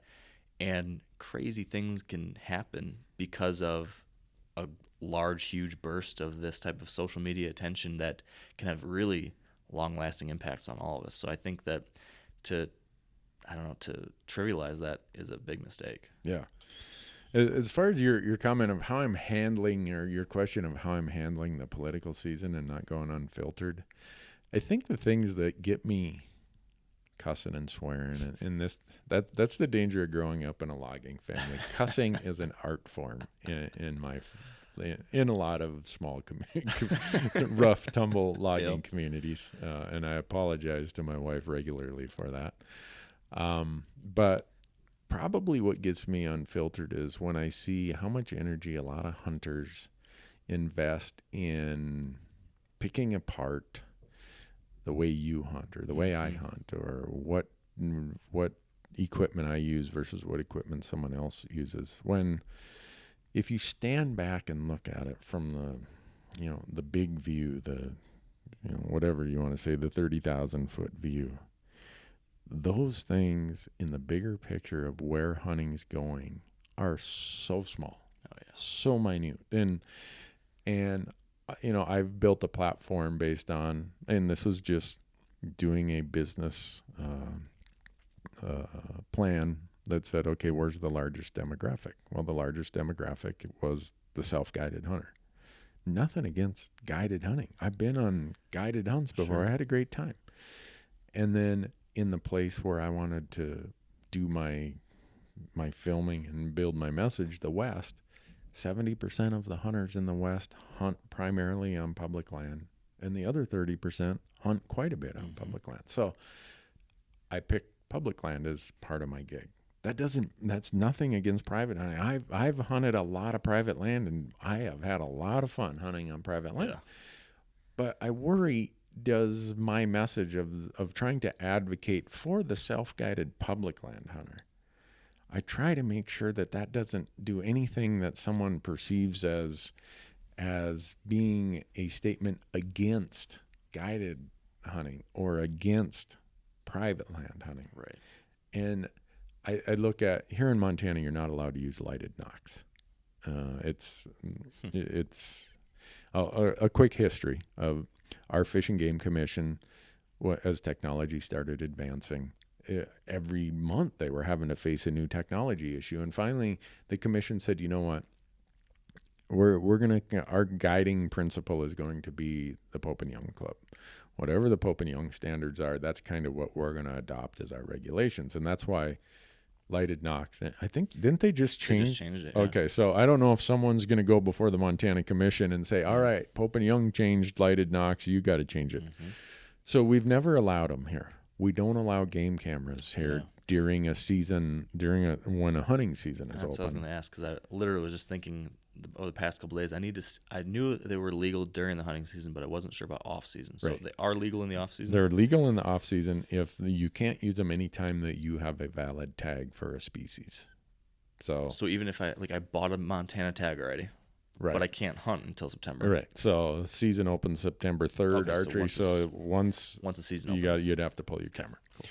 Reason of bringing that up is just in my little world here, and I'm sure in Michigan there's, maybe it's baiting versus not baiting. Yeah, maybe it's a big one. There's all these issues that we really invest a lot of energy in. And I'm thinking to myself, gosh, if you guys would invest that energy in putting more wild sheep on the mountain. Right. If you'd invest that much energy going and helping a hunter ed class, you'd invest that much energy going and doing a volunteer cleanup project or a fundraiser or whatever, we would be so much further ahead. And maybe it's because I'm old, and a friend of mine said, beware of old men in a hurry. And maybe I'm in a hurry because I'm now past the half century mark by a year, and I've maybe my patience and tolerance for it is getting less and less. But that is something that is starting to get me to that unfiltered point when I see that. I 100% agree. That's frustrating. Very frustrating and concerning. At the same time, though, and I think you've probably talked about this before, I don't want to tread over old ground again too much, but I feel like then there's the other side of that coin. Right. Where there's, we definitely don't want to be attacking each other. And so you hear this rallying cry that says, hunters shouldn't be attacking each other. We should unite on everything. But then some people interpret that as that means we can never raise questions about certain practices, or we can't disagree on things. And I think there's also this other responsibility we have as part of this community to, in a respectful, positive way, police our own in a way. Like, we need to have internal dialogue about some of these things, because I don't know where I heard this analogy, but if someone poking a bunch of holes in your boat, maybe you said this, I don't know who said this, but if someone's poking holes in your boat, are you going to just let them keep poking until the whole boat sinks? Or are you going to tell, hey, stop doing what you're doing, you're going to sink the whole ship? Right. And so I think that there is a need for us to have an internal conversation within our community about what is, there's some things that are trivial. Like if I bait or I don't bait, or if I'm using a crossbow or a longbow, and those things, we're going to have different opinions. That's fine. Do your thing. But then there's other things. And I think the tough thing is, where do we draw this line? Right. Where is this line between differences in how we want to go about things versus differences that will have long-term ethical or legal ramifications or stuff like that could sink the whole hunting ship, where maybe we do need to get unfiltered, or we do need to stand up and say, hey, you know what? There's some issues with what's going on here, and we need to talk about it. Right. And maybe something does have to change. And I think that's this weird place where we're in as a hunting community, especially with social media amplifying all these things. Yeah. Is how do you have those conversations? Where do you draw the line between those two sides of things? And then where do you go from there? Yeah. I mean, a lot of sticky conversations, but I think the most important thing is to be able to have conversations that are reasonable and not go into the ditch like we were talking about. And you, I think we talked about it on your podcast, is, as much as I advocate, don't worry if the other guy uses a lighted knock or doesn't use a lighted knock. Don't worry if he uses a game camera or doesn't use a game camera. If it gets out of hand, sooner or later, the pressure is going to come to change it. We as a community will go to our game commissions, and within our state or our region, it'll get sooner or later modified or reeled back in. But on your podcast, we ended up talking about something that, and this is an example where I think people run and use don't pick on me, we all got to stick together, blah, blah, blah, is in certain activities that and some are going to criticize this, but I do not find, I refuse to acknowledge artificial breeding of deer and shooting them in pens to be hunting.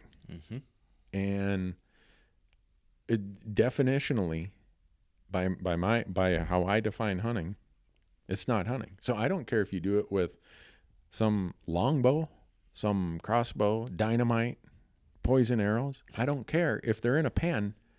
To me, that's not hunting. Yeah. So when I get in that debate, it's not about how you do it. It's trying to draw that line of what's hunting and what's not hunting. Right. And people say, well, that's pretty self-righteous. Well, maybe it is. But I look at across the country, every time there's an anti-hunting initiative, what do they pull out? They pull out the old, they got the photograph of the deer with 4 dull arrows in it inside a pen. Yeah. Or, I mean, you look at the disease issues, you look at all the other issues. And I have yet to find a redeeming value to that for what my vision of hunting is. And some are going to say, Newberg, you got your head somewhere where the air isn't fresh. Fine, maybe I do. But I look at what got us here, the conservation values, the values of food, the values of so many other things is what's made hunting an accepted part of society today. And I try to figure out, okay, pen shooting, where does that fit in any of these? Can you check the box? And if you look at the future, is this issue or this whatever thing that we're looking at, will this help us continue having hunting as a privilege in this country in the future? The ramifications of this activity, or is this going to be a positive or negative influence on the future of conservation and hunting being a part of this country? And if you look at an issue like this and you say, I don't think so, well, then that's one of these types of topics that maybe we need to have a tough conversation about. Yep. So does the difference between lighted nocks versus non-lighted nocks, is that going to impact the future? Probably not.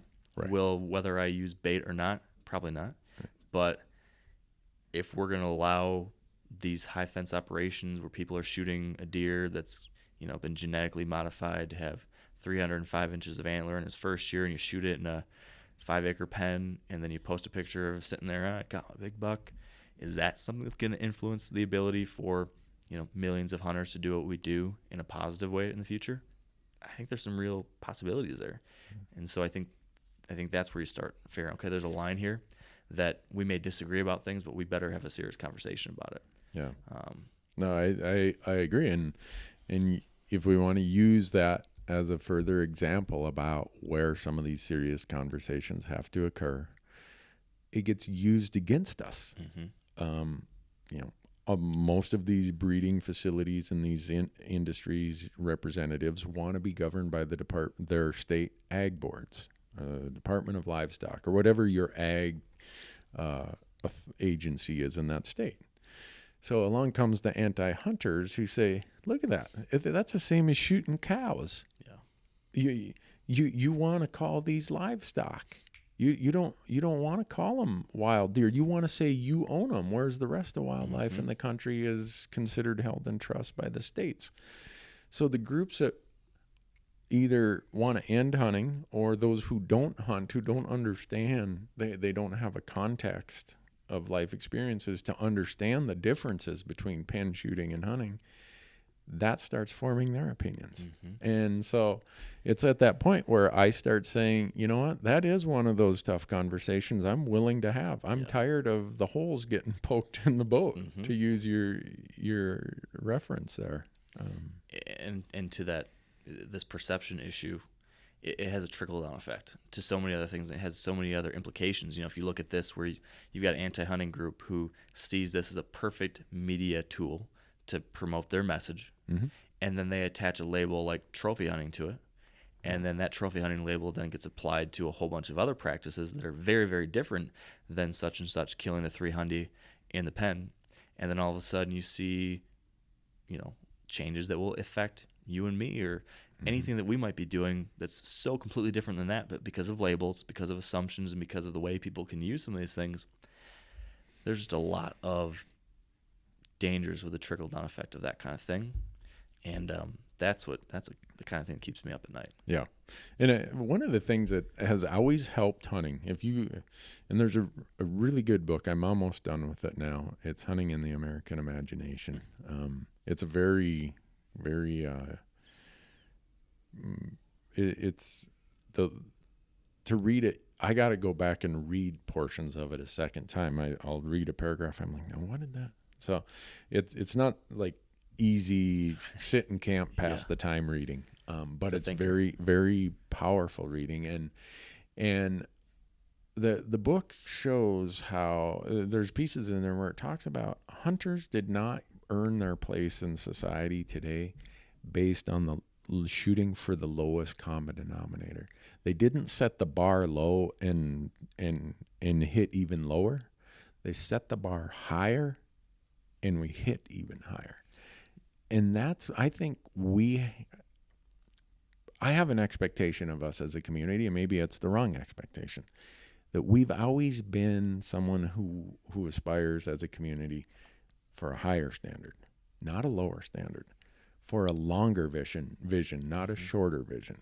And I hold that to what I do, and I hold us as a collective community to that standard, because that's what's got us here.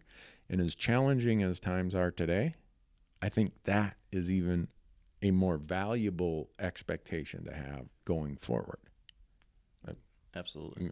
And luckily, because of, the impact that what we do has, on ourselves, we've all been impacted by hunting in a positive way, and it's shaped us to be who we are today. I think you have a lot of very passionate hunters and anglers and anyone in this community who is willing to go that extra step to shoot for a higher cause or to represent ourselves in a really positive way. So thankfully, there's a lot of people, I think, in the large majority of our hunting community who shares that same value, and we place our faith in them and each other and hold ourselves to high standards and hope for good things in the future. But there's always the lower common denominator that sometimes seems to be picked up by the media or offers lots of great media fodder, unfortunately, that we need to group together and say, hey, let's careful about that. Yeah. This might not be the best idea. Let's rethink how we said this. Yeah. 3 weeks ago, Shane Mahoney and I were at a conference together, and we had dinner one night, and then incredible. We did a podcast, and we sat on a panel together, and Shane's very good at putting some things in context and perspective, and sometimes maybe it's just it works for me and maybe not everybody. But he said, Randy, is daunting and challenging as the future seems today, it's not nearly as daunting and challenging as it was for those conservation-minded people 100 years ago. That's a good point. We got into a discussion of the history of the stock market crash in 1929 brought us into the greatest depression of our country's time. It was unemployment rates were. They were measuring employment rate more than they were unemployment rate. Wow. And at that time, even as tough as that was, as hard as the world was for everybody, when the United States hit the crapper like that, the rest of the world, it was tough also. Along comes people who say, you know what? We're going to build an infrastructure to fund wildlife management. We're going to tax ourselves. That is pretty incredible at that time, huh? Yeah. And so as much as we can get down in the dumps about, this and that, leadership is what got us through some times where it was so dark, not just within, I think our entire country was in such a dark period that hunting had to be in its own dark period. Yeah. But within the hunting community, along came some leaders who said, we want this. We even though it's the Dust Bowl and conservation, trying to tell the starving farmer that, you know what, you need to conserve a little grass strip here for the bobwhite quail, or you need to do this for the deer, or you think about that took leadership, that took commitment. And as much as we can get drawn into we have challenges today, with good leadership and a commitment to higher expectations, there's no reason. I mean, these problems are they're not small, but relative to the problems hunting had and conservation had going back a long time ago, they probably wish this was all they had as a problem on their plate for what we're dealing with. And it's funny, we've been kind of lamenting the woes of the media and social media and the challenges of all that. But it also gives us a great opportunity to share positive messages and for a lot of good things to come to the forefront, and for people to rally together for a common cause and really make positive, really good change. And so we it's a great point. We are also in a time now where there's tremendous opportunity to move forward in the right direction, to do great, big, really impactful things together because of these tools too. So there's always two sides of that coin. There always is. I mean, for me, I live by this saying, and I write it. It's written down on a whiteboard at my house, because I have this fear that, and I tell my wife, man, I might die before I save the world. And it's a kind of a joke at our house, but it's kind of my get up every morning with some motivation to do something. Yeah. And the saying is, fate is what you let happen. Destiny is what you cause to happen. And I think we in the hunting world, every day we're in that position of, are we just going to accept a fate, or are we going to go out there and control the destiny, control the narrative, control the future? Because it's there to do it. We have all the tools to do it. Oh, yeah. We have the passion for it. We have thinkers to do it. I think it is, as much as we can focus on negative things, the future for hunting, if we decide to make it bright, is brighter than the past, as good as the past was. If we have leaders amongst us who say, we're going to do this, and we're going to lead by a positive influence and by example, and take on the tough issues ahead, and we're going to motivate people to become truly vested in conservation, to be truly vested in the future, we'll create a future for hunting that is better than ever. Absolutely. And with the megaphone that we talked about of like Facebook or social media, where we each have our own personal platform, whether you're Randy Newberg with the podcast or so-and-so on Facebook, we all have this opportunity now to do something like that. Yeah. To promote a positive message, to fight the good fight, to share the good word. I mean, we all have a little bit more opportunity to do that now, which is a pretty cool thing too. Yeah, it's almost scary, Mark, that tomorrow, whatever day we load this podcast up, by the next day, thousands of people will have wanted to listen to Randy Newberg sit around and BS. I know. That's questionable judgment on your audience's part. That tells me that there are a lot of people with too much time on their hand, or they just, man. I wonder that about myself too. Do you? Why do people listen to the Wired On podcast? What are they thinking? I know. Even my TV show, my buddy Jerry Pritchard, Jerry and I grew up together in Big Falls, Minnesota, as like we're classmates all the way through grade school, and then in junior high he moved out to Arizona, but even in college we were roommates. Jerry knows me better than anybody, and he'll look at me at times and say, you know what, New Hab? He calls me New Hab. There's a few people that call me New Hab. There's a long story. He and I were in jail together in Mexico. Oh man, so that's not a good story. No, he can call me anything, and there's never going to be hard feelings. But he's like, you know what, New Hab? The fact that anybody will listen to you, and the fact that you have a TV show, it's evidence as to how far a line of BS can get you in America. and we all have a good laugh about it. But it always causes me to think, why do people listen to Randy Newberg? What? I don't know. The radio options are pretty dismal otherwise, I guess. And the same with the TV show. And when I think about why, and then I'm like, well, I guess it doesn't matter why. I guess it just matters that they do. So try to do your best, Randy. Exactly. You're going to fall. I'm going to make, I've already made so many mistakes along the way. I'm like, oh gosh, I can't believe people forgive me for this or forgive me for that. But so I've got a question for you. Yeah. We've talked about a lot of these things, about these current challenges that, the hunting community faces and some of the different things that we've had to deal with and the risks of X or Y. What do you see as like a goal though for like, what's the prize? What's the positive future that we have? What would be like some big changes that you think we can make happen given these tools that could be used for good? I mean, if you could like right now make a wish and write it down on your piece of paper right now of what we as a hunting community today might be able to change for the future for conservation or hunting or whatever it might be, what would that be if you had that power right now? Yeah, and people are going to say I went back and looked at a history book from 120 years ago, but I think hunters have always had this option or this opportunity in front of them, and at times it's expressed itself in a very positive way.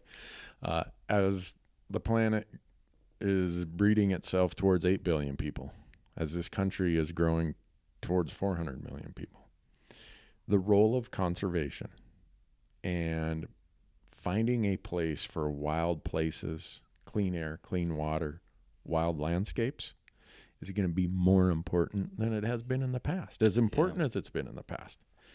And I think we as the hunting community, because we are participants in that natural world, not spectators, we have a unique view of how it happens. Mm-hmm. We have a connection to it. We are the eyes, the ears, the nose, our feet are on the ground. Our nose is to the wind.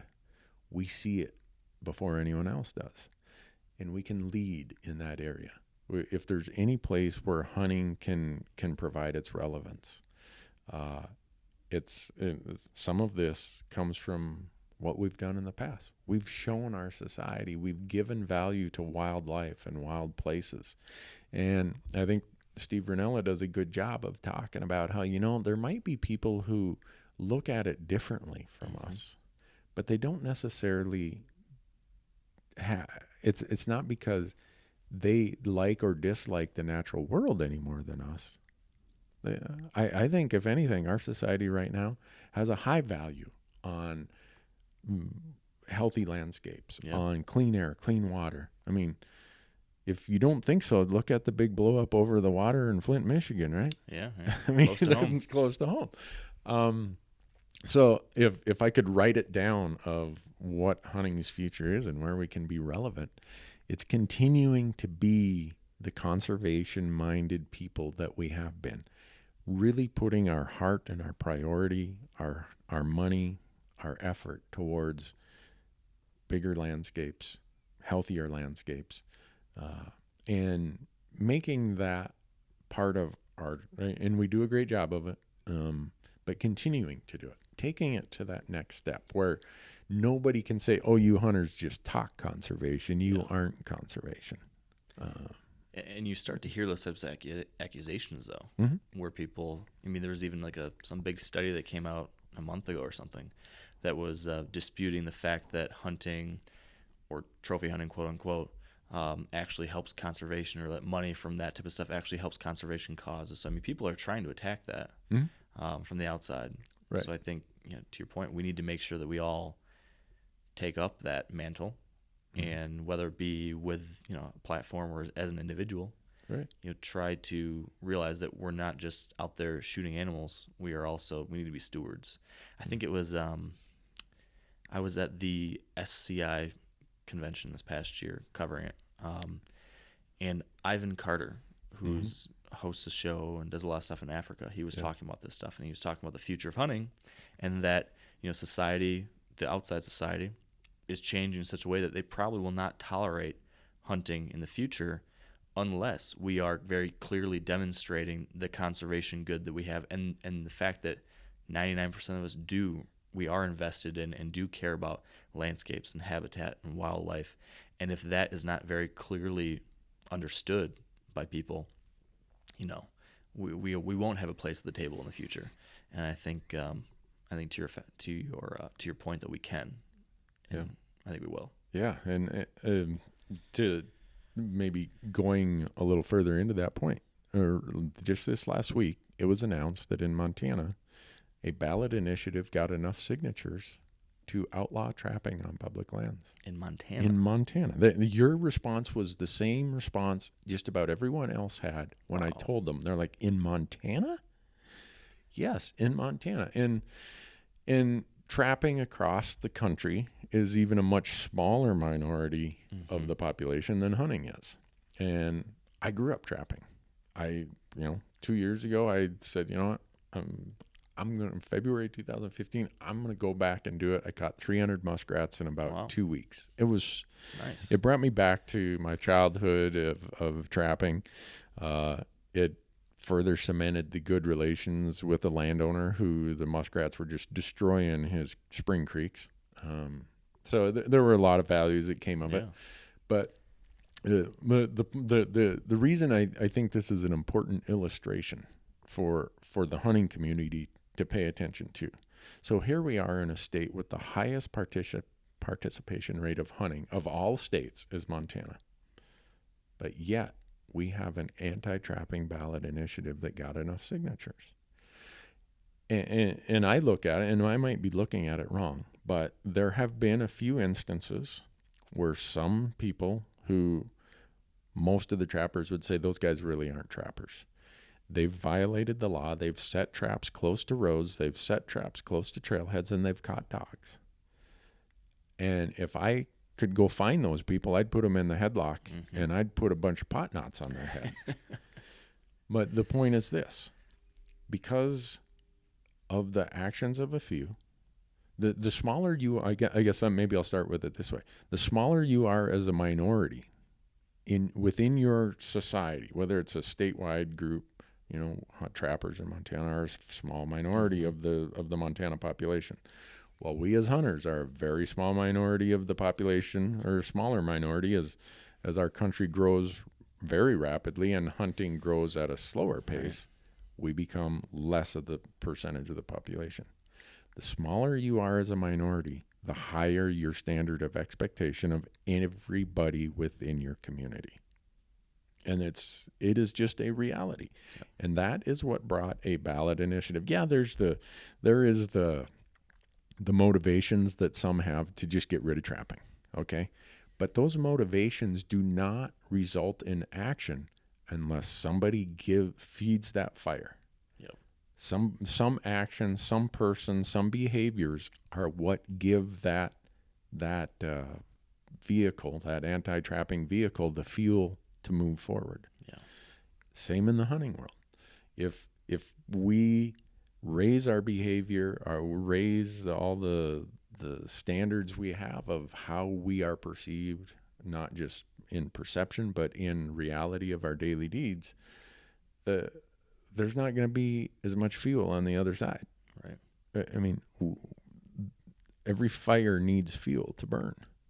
Don't give the fire any fuel. Yeah. And so as much as I'm going to protest and fight against the foolishness of an anti-trapping initiative and just the foolishness of ballot box biology, that's across the board, whether it's trapping, hunting, fishing, whatever,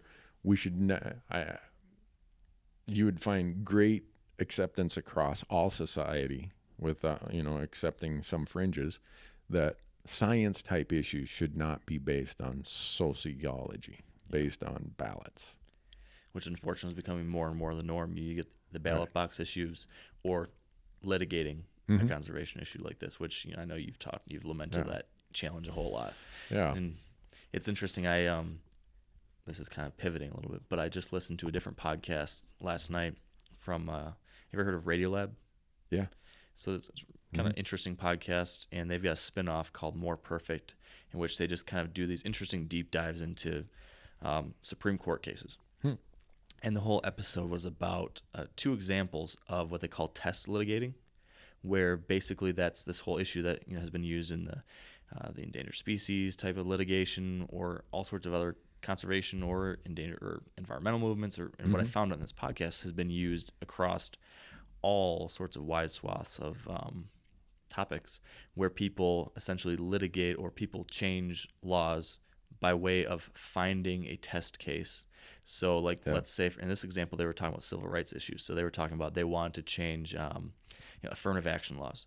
And so someone wanted to change this law, but they could not make a law like this pass through legislature. They couldn't have any other means to change this law. So they started casting for someone who might possibly fit this type of case to sue a university in this case. And so they actually put out a casting call trying to find someone who's might be willing to be the face of this case. They found someone, and then were able to push this case through, which actually then was able to change a law. And this happens in civil rights. This happens with all sorts of things. And I think to some of the points you've made in the past, it's going to continue to happen. And it makes big changes, and the way that change occurs doesn't really seem democratic in a lot of cases, right? Or in line with science or biology or some of these other things. It's kind of concerning. I know very few judges that are trained in the wildlife sciences. No. But I don't know if that answers the question you asked me, Mark, of if I could write the future. I guess I answered it in about 10 minutes. If I had to answer it in 10 seconds, it's that hunting leads in the world of conservation, that we give the country, we feed the fuel our country has about its passion for wildlife and wild places. And we've done that in the past, and no one's more prepared and able to do it than we as a hunting community. So true. So what else you got on your list of questions? I should have given you half of the podcast to interview me. Well, tell me how to kill a whitetail in Montana. Oh, here's how you do it. You get on the interstate, you go down I-90, and you get off at exit, beep, beep, beep, beep, and you hang a right, and you go down to this Forest Service road number, beep, beep, beep, and then you keep going, and so you go across this cattle guard, and then there's a gate, but don't worry, it's a public road. Okay. You park. There'll be like 40 cars at the trailhead. Ooh. And they're all going south. You go west. Okay. And you just sit in that creek bottom, and all those elk hunters up there have pushed the whitetails down a little lower from where the elk trails are, and the whitetails are just running around in that creek bottom there. Sounds like that's a creek bottom I'd like to be sitting in. All National Forest Service land. I love it. I'm excited to. I see 5 to 8 bucks a day sitting there in November. Jeez. So does that work? Day. That works really well. Yeah, for a large enough fee, I'll give you the waypoints. You'll unbeep the names. No, I'm not going to unbeep, because I enjoy sitting there in the solitude. It's funny when I pull up to some of the trailheads when I hunt national forest for whitetails, because in Montana on the weekends, it's people love to hunt, so there might be 10 rigs at the trailhead, but elk hunters are going to a way different place than whitetail hunters are. I was going to ask, does anyone else hunt whitetails out here, or is it really minimal compared to everything else? It's kind of like the walleye fishing. When I go back home to Minnesota, I go to Red Lake, which is one of my favorite spots growing up just east of there.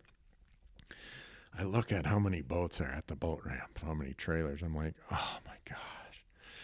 And that reminds me of what true fishing pressure is.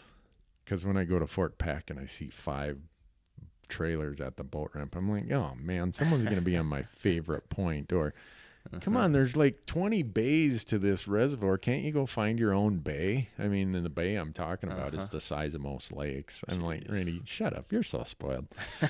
So to your point of, do people hunt whitetails here? Not very hard. It is so overlooked. I'm looking forward to that. And my friends who do hunt them are going to speak, Newberg, shut up.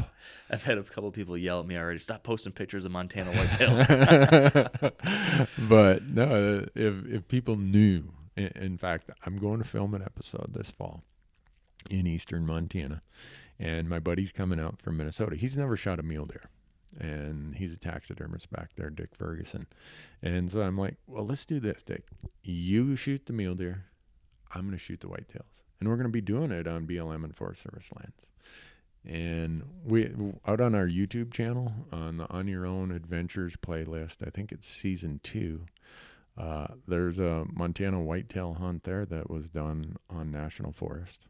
We shot 2 very nice whitetails. I think I saw that one, actually. Yeah, and so is it overlooked here? It is so overlooked, Mark. Well, I'll tell you what, back at home, we have, I think, somewhere around 900,000 deer hunters in Michigan. That's how many people we have in Montana. Yeah, exactly. And most of that is hunting in the bottom third of our state. So in like the size of like a corner of Montana, we have all of those guys all chasing whitetails. And there's almost no public land in that area. Right. And all of our pieces are broke up into little like 20s and 40s and 10s.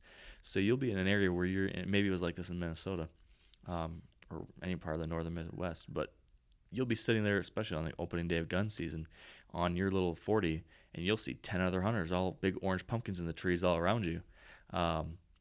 It can be difficult and frustrating. So I'm looking forward to this light hunting pressure, lots of space. Yeah. Whether I see a deer or not, as long as I don't see too many hunters, I'll be smiling. Yeah, there's so many places to do that in the West, not just Montana, but other places. Yeah. And, to the audience who are whitetail hunters, why people aren't snapping up the leftover deer tags in Wyoming right now? I got one. Are there some? Yeah. No, I don't want Go out to Wyoming Game and Fish, and I checked yesterday. They went on sale a couple days ago, and there were still, when I checked that night, there were still quite a few tags left in areas that have a lot of whitetails. And you talk about hunting 40 acres. Out here, guys will say, well, I'm not going to buy a whitetail tag for that. There's only like 4,000 acres of public land next to the road. That's not much area to hunt. Oh, man.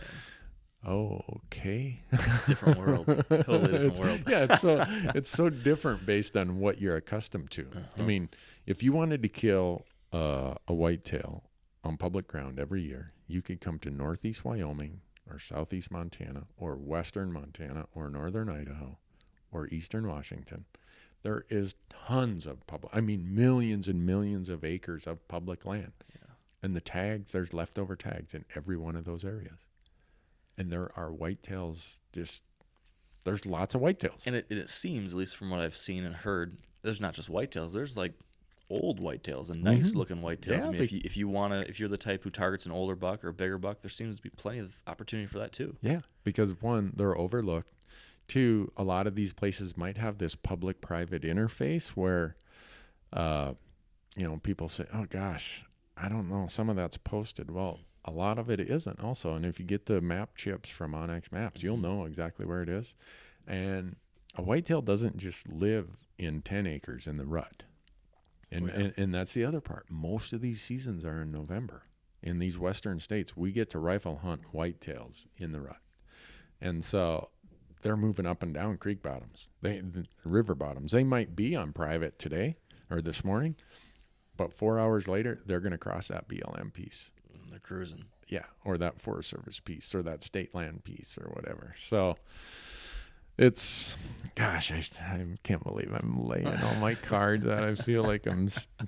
You really should be hoping that my whitetail trip here goes badly, because if I keep coming back, I'm probably going to keep posting pictures and more guys are going to try it, and it's bad news for everyone here. Oh, gosh. Well, we better wrap up pretty soon, Mark, but tell me about your other platforms, your website. Yeah. So the main, pretty much everything can be found at wiredtohunt.com, which is it's like 95% deer hunting, whitetail deer hunting. But I try to do a lot of conservation-focused stuff too. So I've got a number of our episodes of the Wired to Hunt podcast have featured people like you or Shane Mahoney or Jeff Sposito from 2% for Conservation or Whit Fosberg from the Theodore Roosevelt Conservation Partnership. I'm trying to do more and more stuff like that. So even if you aren't a whitetail guy, there's going to be some episodes that I think speak to topics and issues applicable to any and all hunters.